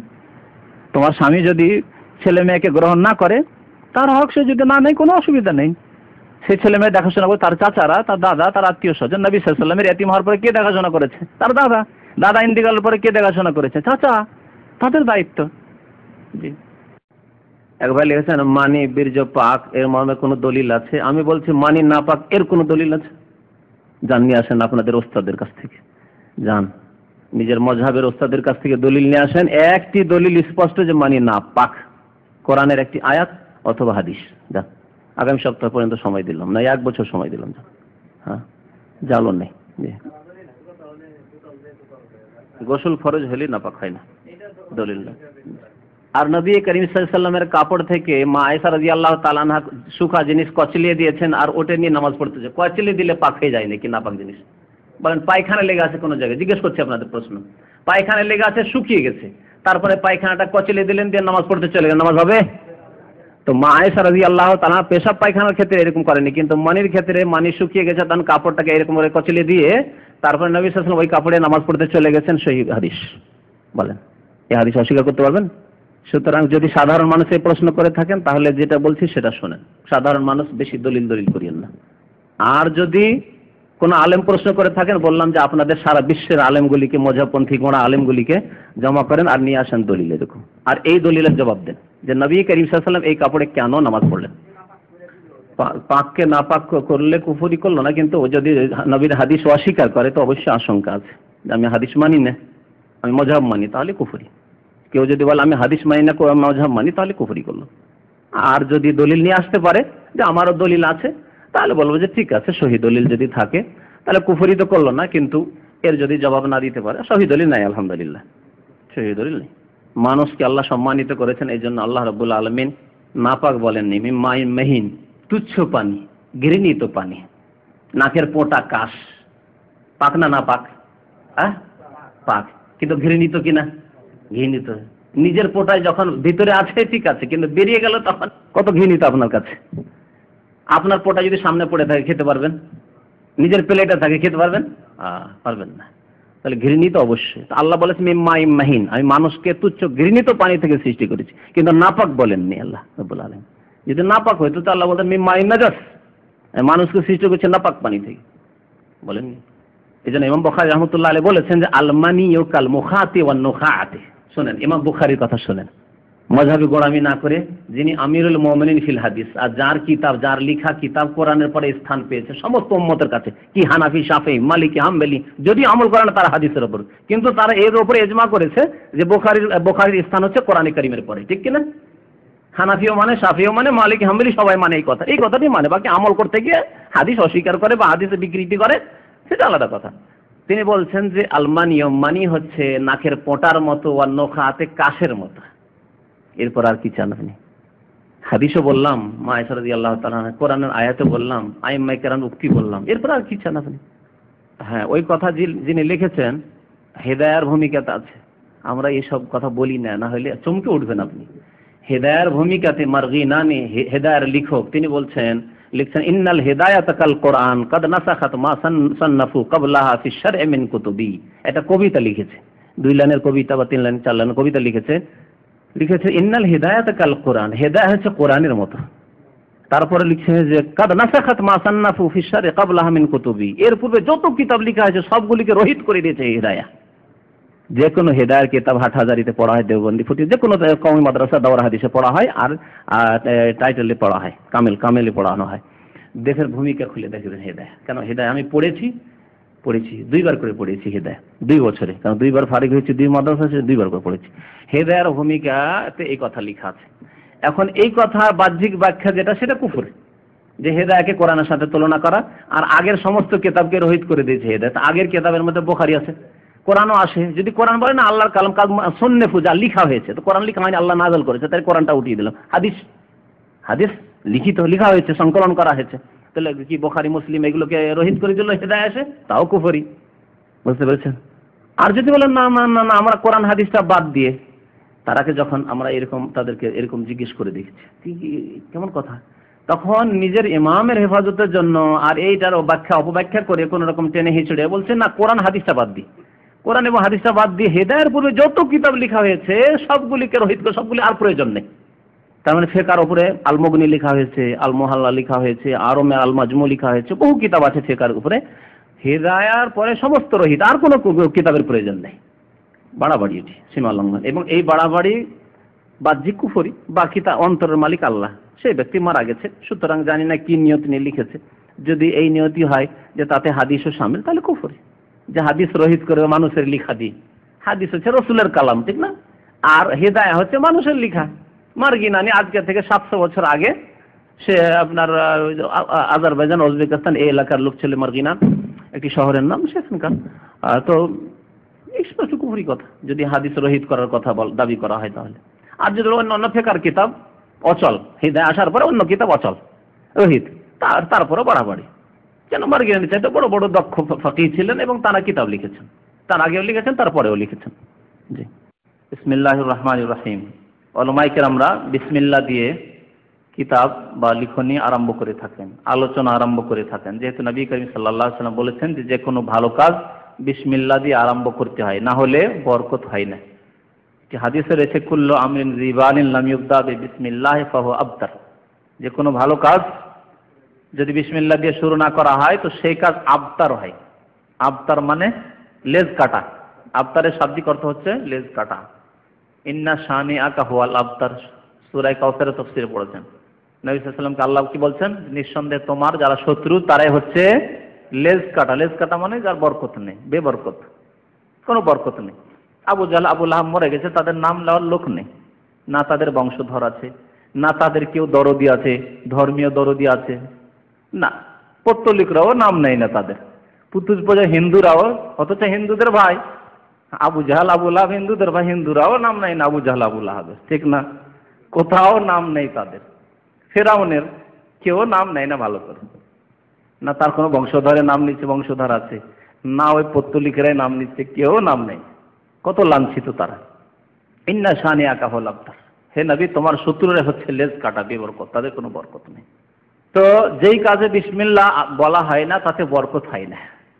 এমনকি খাবার দাবারের ক্ষেত্রে, খেতে বসছেন বিসমিল্লাহ না বললে ওই খাওয়াই বরকত হয় না, বরং হাদিস আছে শয়তান কি করে, ওই খাবারকে হালাল করে নেয় তার জন্য। ইন্না শায়তান লা ইয়াস্তাহিল্লুত তাআম, শয়তান ওই খাবারকে হালাল করে না, মানে খেতে শুরু করে। বিসমিল্লাহ যদি বলেন তো শয়তান খেতে পারবে না সাথে। আর বাড়িতে যখন ঢুকবেন বিসমিল্লাহ বলে ঢুকবেন, বিসমিল্লাহ বলে দরজা খুলবেন বা প্রবেশ করবেন, বিসমিল্লাহ বলবেন, তাহলে শয়তান আপনার সাথে প্রবেশ করতে পারবে না। হাদিস আছে কেউ যদি বাড়িতে ঢুকে, সন্ধ্যাবেলা বাড়িতে যাচ্ছে না, সকালে যান, যখন যাবেন বিসমিল্লাহ বলে ঢুকবেন। হাদিসটিতে আছে সন্ধ্যাবেলা একজন মানুষ বাড়িতে ঢুকছে, যদি বিসমিল্লাহ বলে ঢুকলো, তখন বিসমিল্লাহ বললো বাড়িতে। আবার যখন খেতে বসলো বিসমিল্লাহ বললো, তখন শয়তান বলে যে এই বাড়িতে থাকতেও পাওয়া যাবে না আর এই বাড়িতে খেতেও পাওয়া যাবে না, থাকারও জায়গা নেই আর খাওয়ারও জায়গা নেই, পালা এখান থেকে। শয়তান সেখান থেকে বিতাড়িত হয়ে যাবে, শয়তান মরদুদ। আর যদি বাড়িতে ঢুকলেন বিসমিল্লাহ বললেন না, বলছে হ্যাঁ, তার সাথী সঙ্গীদেরকে বলবে এসো, থাকার জায়গা হয়ে গেছে, থাকার জায়গা হয়ে গেছে। খেতে বসে বিসমিল্লাহ বললেন, বলছে কাজ হয়ে গেছে, খাওয়ার ব্যবস্থা হয়ে গেছে, খাওয়ার ব্যবস্থা হয়ে গেছে। শয়তান যদি কোনো বাড়িতে বসবাস করে আর শয়তান যদি কোনো কারো সাথে খায়, তাহলে বরকত কেমনে হবে? বরকত হবে না তো। সুতরাং বিসমিল্লাহ ব্যবহার বলতে হবে সব ক্ষেত্রে। স্ত্রীর কাছে গেলে বিসমিল্লাহ বলতে হবে। আর বিসমিল্লাহ যদি কেউ বলে আর বিসমিল্লাহর সাথে যে দোয়া রয়েছে, তাহলে কি হবে জানা আছে? এই ফজিলত কারো কে বলবে? একজন যুবক। হ্যাঁ, কি হয়েছে? শয়তান কি করতে পারবে না? শরীক হতে পারবে না তো আছে। তার সাথে সাথে যদি আল্লাহ কোনো ছেলে সন্তান দান করে, ছেলে অথবা মেয়ে সন্তান সন্ততি দান করে, তাহলে সেই ছেলে মেয়েকে শয়তানে কোনো রকম কষ্ট দিতে পারবে না। লাম ইয়াদুররহু শায়তান আবাদান, কোনোদিন মানে ওই ছেলে বাল্যকাল থেকে শুরু করে শেষ পর্যন্ত, জীবন পর্যন্ত কোনোদিন আপনার ছেলেকে ক্ষতি করতে পারবে না। আপনার ছেলেকে আপনার কষ্ট দিতে পারবে না শয়তান থেকে নিরাপদ হয়ে গেলেন আপনি, আপনার ক্ষেত্রে, আপনার পরিবারের ক্ষেত্রে, আপনার স্ত্রীর ক্ষেত্রে বিসমিল্লাহ বলার কারণে। তো আল্লাহর নাম, এর নাম হচ্ছে জিকির। আসলে আল্লাহ বিসমিল্লাহ মানে আল্লাহর জিকির। হাদিস আছে আল্লাহর জিকির। আর আল্লাহর জিকিরে যে ভুল ব্যাখ্যা আমার দেশের বিদাতিরা করে থাকে, জিকির মানে অসম্পূর্ণ জিকির, আল্লাহু আল্লাহু জিকির, হু জিকির, ওই সব জিকির নয়। জিকির মানে আল্লাহকে স্মরণ করা, আল্লাহকে স্মরণ করা যেভাবে নবী সাল্লাল্লাহু আলাইহি ওয়াসাল্লাম স্মরণ করতে বলেছেন। বিসমিল্লাহ বলে খাবার পানাহারের সময়, কিতাব লিখছেন, আলোচনা শুরু করছেন, বিসমিল্লাহ বলে শুরু করবেন। চিঠিপত্র লেখার ক্ষেত্রেও আমার দেশে এক শ্রেণীর লোকেরা লিখে 786, সে বিসমিল্লাহ লিখলো না, 786 লিখলো। 786 বা খোদা হাফেজ না, ঠিক নয়, সব সুন্নতের খেলাফ তরিকা। তারপর এলাহি ভরসা, বাংলা ভাষীরা বেশিরভাগ লিখে এলাহি ভরসা। দেখি আগের চিঠিগুলোতে, ওই চিঠি লেখা একটা বই আমার কাছে ছিল ছোটকালে, আমার আব্বা দিয়েছিলেন যে চিঠি লিখতে শিখো, তো বাংলা ভাষায় চিঠি লেখার নিয়ম পদ্ধতি, তো দেখতাম ওতে লেখা আছে এলাহি ভরসা, তারপরে সালাম নে দুয়া বরেসু। কথা বুঝতে পারছেন? এসব শব্দ সব জাহেলি শব্দ। অথচ চিঠি শুরু করতে হবে কি দিয়ে? বিসমিল্লাহ দিয়ে শুরু করতে হবে। এই সুন্নত হচ্ছে প্রাচীন সুন্নত, প্রাচীনতম সুন্নত, নবীদের সুন্নত। সুলাইমান আলাইহিস সালাম চিঠি লিখছেন বিলকিস, সাবা দেশের রানীকে, ইয়ামানের রানীকে। কি লিখছেন? ইন্নাহু মিন সুলাইমান ওয়া ইন্নাহু বিসমিল্লাহির রহমানির রহিম, আল্লাহ তাআলা আলাইহি ওয়া আতুনি মুসলিমিন। চিঠির প্রথমে লিখছেন বিসমিল্লাহির রহমানির রহিম, দয়াবান রহমান রহিমের নামে আমি আরম্ভ করছি এই চিঠি লেখা, আর তুমি অহংকার করবে না, আমার কাছে মুসলিম হয়ে চলে আসো। এ হচ্ছে ইসলামের দাওয়াত। আল্লাহ যাদেরকে এইরকম ক্ষমতা দিয়েছেন তাদেরকে এইভাবে ইসলামের দাওয়াত দিতে হবে, যে অহংকার করবে না, ইসলাম গ্রহণ কর, শান্তি পাবে। নবী করিম সাল্লাল্লাহু আলাইহি ওয়াসাল্লাম চিঠি লিখেছেন বড় বড় রাজাদেরকে, সেই যুগের যে বড় বড় শক্তি, পারস্য শক্তি আর এই রোম শক্তি, দুটি হচ্ছে সেই যুগের পরাশক্তি, মজবুত শক্তি। এই এদেরকে, তারপরে মিশরের রাজাকে, আপনার হাবশার রাজাকে, ছোট বড় সমস্ত রাজা বা নেতৃস্থানীয়দেরকে চিঠি লিখেছেন ইসলামের দাওয়াত দিয়ে। সেই চিঠিতে নবী সাল্লাল্লাহু আলাইহি ওয়াসাল্লাম কি লিখতেন? বিসমিল্লাহির রহমানির রহিম, বিসমিল্লাহ দিয়ে আরম্ভ করতেন, বিসমিল্লাহির রহমানির রহিম। এমন না যে কাফের কাছে চিঠি যাচ্ছে বিসমিল্লাহ লিখবো না, না না, কাফের কাছে চিঠি যাচ্ছে তারপরেও বিসমিল্লাহির রহমানির রহিম, মুহাম্মাদিন আবদুল্লাহি ওয়া রাসূলিহি ইলা হিরাকল আযীমির রোম, রোম সাম্রাজ্যের রাজার কাছে লেখা হচ্ছে মুহাম্মদ বিন আবদুল্লাহর পক্ষ থেকে। সালামুন আলা মান ইত্তাবাল হুদা আম্মা বাদ, অতঃপর বলছি আসলিম তাসলাম, ইসলাম গ্রহণ করো, নিরাপদ থাকবে। এ হচ্ছে দাওয়াত ইসলামের। আল্লাহ যাদেরকে শক্তি দান করেছেন তাদেরকে ইসলামের দাওয়াত দিতে হবে। আমার ভাই বন্ধু রয়েছে, আমার আত্মীয় স্বজন রয়েছে, তাদেরকে সঠিক ইসলামের দাওয়াত দিবেন। যারা অমুসলিম রয়েছে এবং সাথে থাকছে পাশের প্রতিবেশী, তাদেরকে বলেন আসলেম, ইসলাম গ্রহণ করো, নিরাপদ থাকবে। তাসলাম ব্যাপক অর্থ, দুনিয়াতেও সুখ শান্তিতে থাকবে, পরকালেও সুখ শান্তিতে থাকবে। তোমার হক প্রাপ্য এরকমই যেমন আমার হক প্রাপ্য, আসলেম তাসলাম, নিরাপদ থাকবে। পাগল, মাথা খারাপ, বোবা, এই সকল লোক কোথায় যাবে? পাগল যতক্ষণ পাগল থাকবে, অর্থাৎ তার বোধ শক্তি নেই, তাই না? তাহলে নবী করিম সাল্লাল্লাহু আলাইহি ওয়াসাল্লাম বলছে রফিয়াল কালাম আন সালাসা, 3 শ্রেণীর মানুষের ওপর থেকে আল্লাহ কলম উঠিয়ে নিয়েছেন, মানে ফেরেশতাদের বলছে এদের কোনো আমলনামা লেখা হবে না। তাহলে পাগল বিনা হিসাবে জান্নাত যাবে যদি সত্যি পাগল হয়। তার মধ্যে ওই 3 জনের মধ্যে একজন হচ্ছে পাগল। আর তারপরে কি লিখেছেন, পাগল মাথা খারাপ একই কথাই। যদি অর্ধেক মাথা খারাপ হয়, মানে কখনো কখনো হুঁশ চলে আসছে, যখন হুঁশ আসবে তখন ইবাদত বন্দেগী করতে হবে। তার আত্মীয়রা যে রয়েছেন, অভিভাবকরা রয়েছেন বা মুসলিমরা রয়েছেন, তারা তখন তাকে ইবাদত বন্দেগী করতে বলবে, নামাজ পড়তে বলবে, তখন তার উপর নামাজ ফরজ হবে। আবার যখন জ্ঞান শূন্য হয়ে যাবে, কিছু পাগল এরকম থাকে, কখনো জ্ঞান শূন্য হয়ে যায়, কখনো আবার জ্ঞান থাকে, যখন জ্ঞান থাকবে তখন ইবাদত বন্দেগী করতে হবে, নামাজ রোজা যা কিছু আছে সব করতে হবে। বোবা, জি, বোবার ওপর দিনের সবকিছু ফরজ, বোবার ওপর ফরজ, সে কথা বলতে পারে না, তাকে শেখাতে হবে। ইবাদত বন্দেগী করবে আল্লাহর, মনে মনে ইবাদত বন্দেগী করবে, কিন্তু তাকে 5 ওয়াক্ত নামাজ পড়তে হবে, রমজান মাসে রোজা রাখতে হবে, পয়সা হলে যাকাত দিতে হবে, সবকিছু এক কথায় ফরজ। পয়সা হলে হজ করতে হবে, সবকিছু হারাম থেকে বেঁচে থাকতে হবে, হারামে শিক্ষা দিতে হবে, ফরজ গোসল কেমন করে করতে তাও শেখাতে হবে। অনেকে আছে যাদের আত্মীয় স্বজন বোবা আছে, ফরজ গোসল শিখায় না। আমি এখানে একটা আরবদের প্রোগ্রাম ছিল, বোবাদের প্রোগ্রাম ছিল দাওয়াত সেন্টার কয়েক বছর আগে। বোবাদেরকে কেমন করে ইসলামের দাওয়াত দিতে হবে এরকম একটা প্রশিক্ষণ কোর্স ছিল, তো দায়ীদের প্রশিক্ষণ করছিল। তো তাতে ছিলাম যে একজন বোবার ভালো স্পেশালিস্ট মাস্টার এসেছিলেন। তো বোবাদেরকে কেমন করে বোঝাতে হবে যে তোমাকে গোসল করতে হবে, গোসলটা কেমন করে শিখাতে হবে। তার স্বপ্ন দোষ হয়েছে, সে তো জানে না যে স্বপ্ন দোষ হলে গোসল করতে হয়, আর সে তো ভাষা শোনে না, বোঝে না, তাহলে কেমন করে শিখাবে যে গোসল করতে হবে। জি, শেখাতে হবে। ওযু করা শিখাতে হবে, জি, 5 ওয়াক্ত যে নামাজ পড়তে হয় তা শিখাতে হবে। রমজান মাসে রোজা রাখতে হয়, রোজা রাখলে যে পানাহার চলে না, কি কি নিষিদ্ধ আর কি জায়েজ তাও শিখাতে হবে ইশারা ইঙ্গিতে। দুনিয়ার সমস্ত কাজ করছেন যাদের আত্মীয় স্বজনদের মধ্যে বোবা রয়েছে সবকিছু শিখাতে হবে, কারণ তার উপর দিনের বিধিবিধান ফরজ। জি, বর্তমানে বিশ্বের অনেক জায়গায় মুসলমান মুজাহিদরা বোমা ফাটিয়ে বা অন্য কায়দায় খ্রিস্টান ইহুদি রাষ্ট্র বা তাদের প্রতিষ্ঠানে হামলা চালাচ্ছে এবং জিহাদ করছে। এটা ইসলামে জায়েজ কিনা? জি না, ইসলামে কখনো জায়েজ নাই। এসব হচ্ছে ইসলামে ফিতনা সৃষ্টি করা। একে আল্লাহ রাব্বুল আলামিন যেমন ফিতনা বলেছেন তেমন ফাসাদ বলেছেন, বিপর্যয় ফাসাদ সৃষ্টি করা। এরা মুফসিদ। আল্লাহ মুসলিহকে ভালোবাসেন, সংস্কারকারী সংশোধনকারীকে ভালোবাসেন, আর মুফসিদকে ভালোবাসেন। ওয়াল্লাহু লা ইউহিব্বুল মুফসিদিন। আল্লাহ ফিতনা ফাসাদ সৃষ্টিকারীদেরকে ভালোবাসেন না। ওয়াল্লাহু লা ইউহিব্বুল ফাসাদ। আল্লাহ ফাসাদকে ভালো পছন্দ করেন না। তো ফিতনা এবং ফাসাদ এরা সৃষ্টি করে, বরং এরা ইসলামের চরম ক্ষতি করছে এবং মুসলিমদের যে সুন্দর স্বচ্ছ ইসলাম রয়েছে তাকে দাগ লাগিয়ে দিচ্ছে। এর ভাবমূর্তিকে নষ্ট করে দিচ্ছে। এরা ইসলামের কথা বলে বলে ইসলামের প্রতিনিধিত্ব করছে, জানো এরা কখনো ইসলামের প্রতিনিধি নয়। এরা বিভ্রান্তির শিকার হয়েছে। এদেরকে বলতে পারি আমরা, প্রাচীন যুগে হযরত আলী রাদিয়াল্লাহু তাআলা যুগে যে খারেজি একটি দল বেরিয়েছিল, বড়ই ধার্মিক কিন্তু বাতিলপন্থী ধার্মিক। হযরত আলীকে খুন করা জায়েজ, মুয়াবিয়াকে খুন করা জায়েজ, আমর ইবনে আসকে খুন করা জায়েজ, এবং হযরত আলী রাদিয়াল্লাহু তাআলা আনহুকে এই খারেজিরাই শহীদ করেছিল। এইরকমই এই দলটি যারা মুসলিম দেশে অথবা অমুসলিম দেশে এইরকম কাজগুলি করছে, যে কাজগুলির মাধ্যমে অনেক মুসলিম মারা যাচ্ছে, আর মুসলিমদের ধন সম্পদ ধ্বংস হচ্ছে। ধন সম্পদ ধ্বংস করা জায়েজ? হারাম। বুখারী শরীফে হাদিস রয়েছে যে মাল ধ্বংস করা হারাম। উপরন্তু অমুসলিম দেশে এসব করা জায়েজ নয়, এই জন্য যে এর ক্ষতিকর দিক হচ্ছে অপরিসীম। যেটুকু দিনের দাওয়াতের কাজ হচ্ছিল সন্ধির সাথে, ভালোবাসার সাথে, সদাচরণের সাথে, সেই রাস্তাগুলিকে বন্ধ করে দেওয়া হচ্ছে। আর প্রথম কথা, এরা ইসলামের প্রতিনিধি নয়। আর বর্তমান যুগে এই রকমের জিহাদ নেই। আসলে যারা করছে এগুলি জিহাদ নয়, এগুলি সন্ত্রাসী কাজ, এগুলি ফিতনা ফাসাদ সৃষ্টি করা। যেমনটা বললাম, জিহাদ যদি ফরজে কিফায়া থাকে তাহলে আমিরুল মুমিনিন ছাড়া জিহাদ হবে না, রাষ্ট্রনেতা ছাড়া জিহাদ হবে না। জিহাদ ফরজ রাষ্ট্রনেতার উপর, জবাব দিবে তারা দেবে। যদি জিহাদ ফরজ হয়ে থাকে তারা জবাব দিবে, আমাদেরকে জবাব দিতে হবে। ফরজে কিফায়া, ভালো করে মাসলা বোঝেন। যদি ফরজে কিফায়া মানে আপনার বাড়ির উপর আক্রমণ হয়ে যায়নি, আপনার গ্রামের উপর আক্রমণ হয়ে যায়নি, তাহলে এই সময় কি ফরজে কিফায়া। ফরজে কিফায়া থাকলে দেশের রাষ্ট্রনেতা, যাদের কাছে আর্মি রয়েছে, সোলজার রয়েছে, যার কাছে বাহিনী শক্তি রয়েছে, তারা আদেশ করবে যে এখন দেশের মুসলিম ভাইরা তোমরা বেরিয়ে পড়ো আল্লাহর শত্রুদেরকে দমন করার জন্য।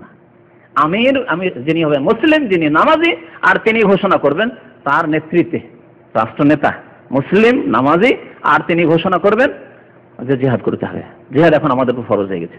তাহলে তার ছত্রছায়া, তার নেতৃত্বের ছত্রছায়া জিহাদ করতে হবে। এ হচ্ছে জিহাদ। ফরজে কিফায়া জিহাদের জন্য প্রথম শর্ত আমির হইতে হবে।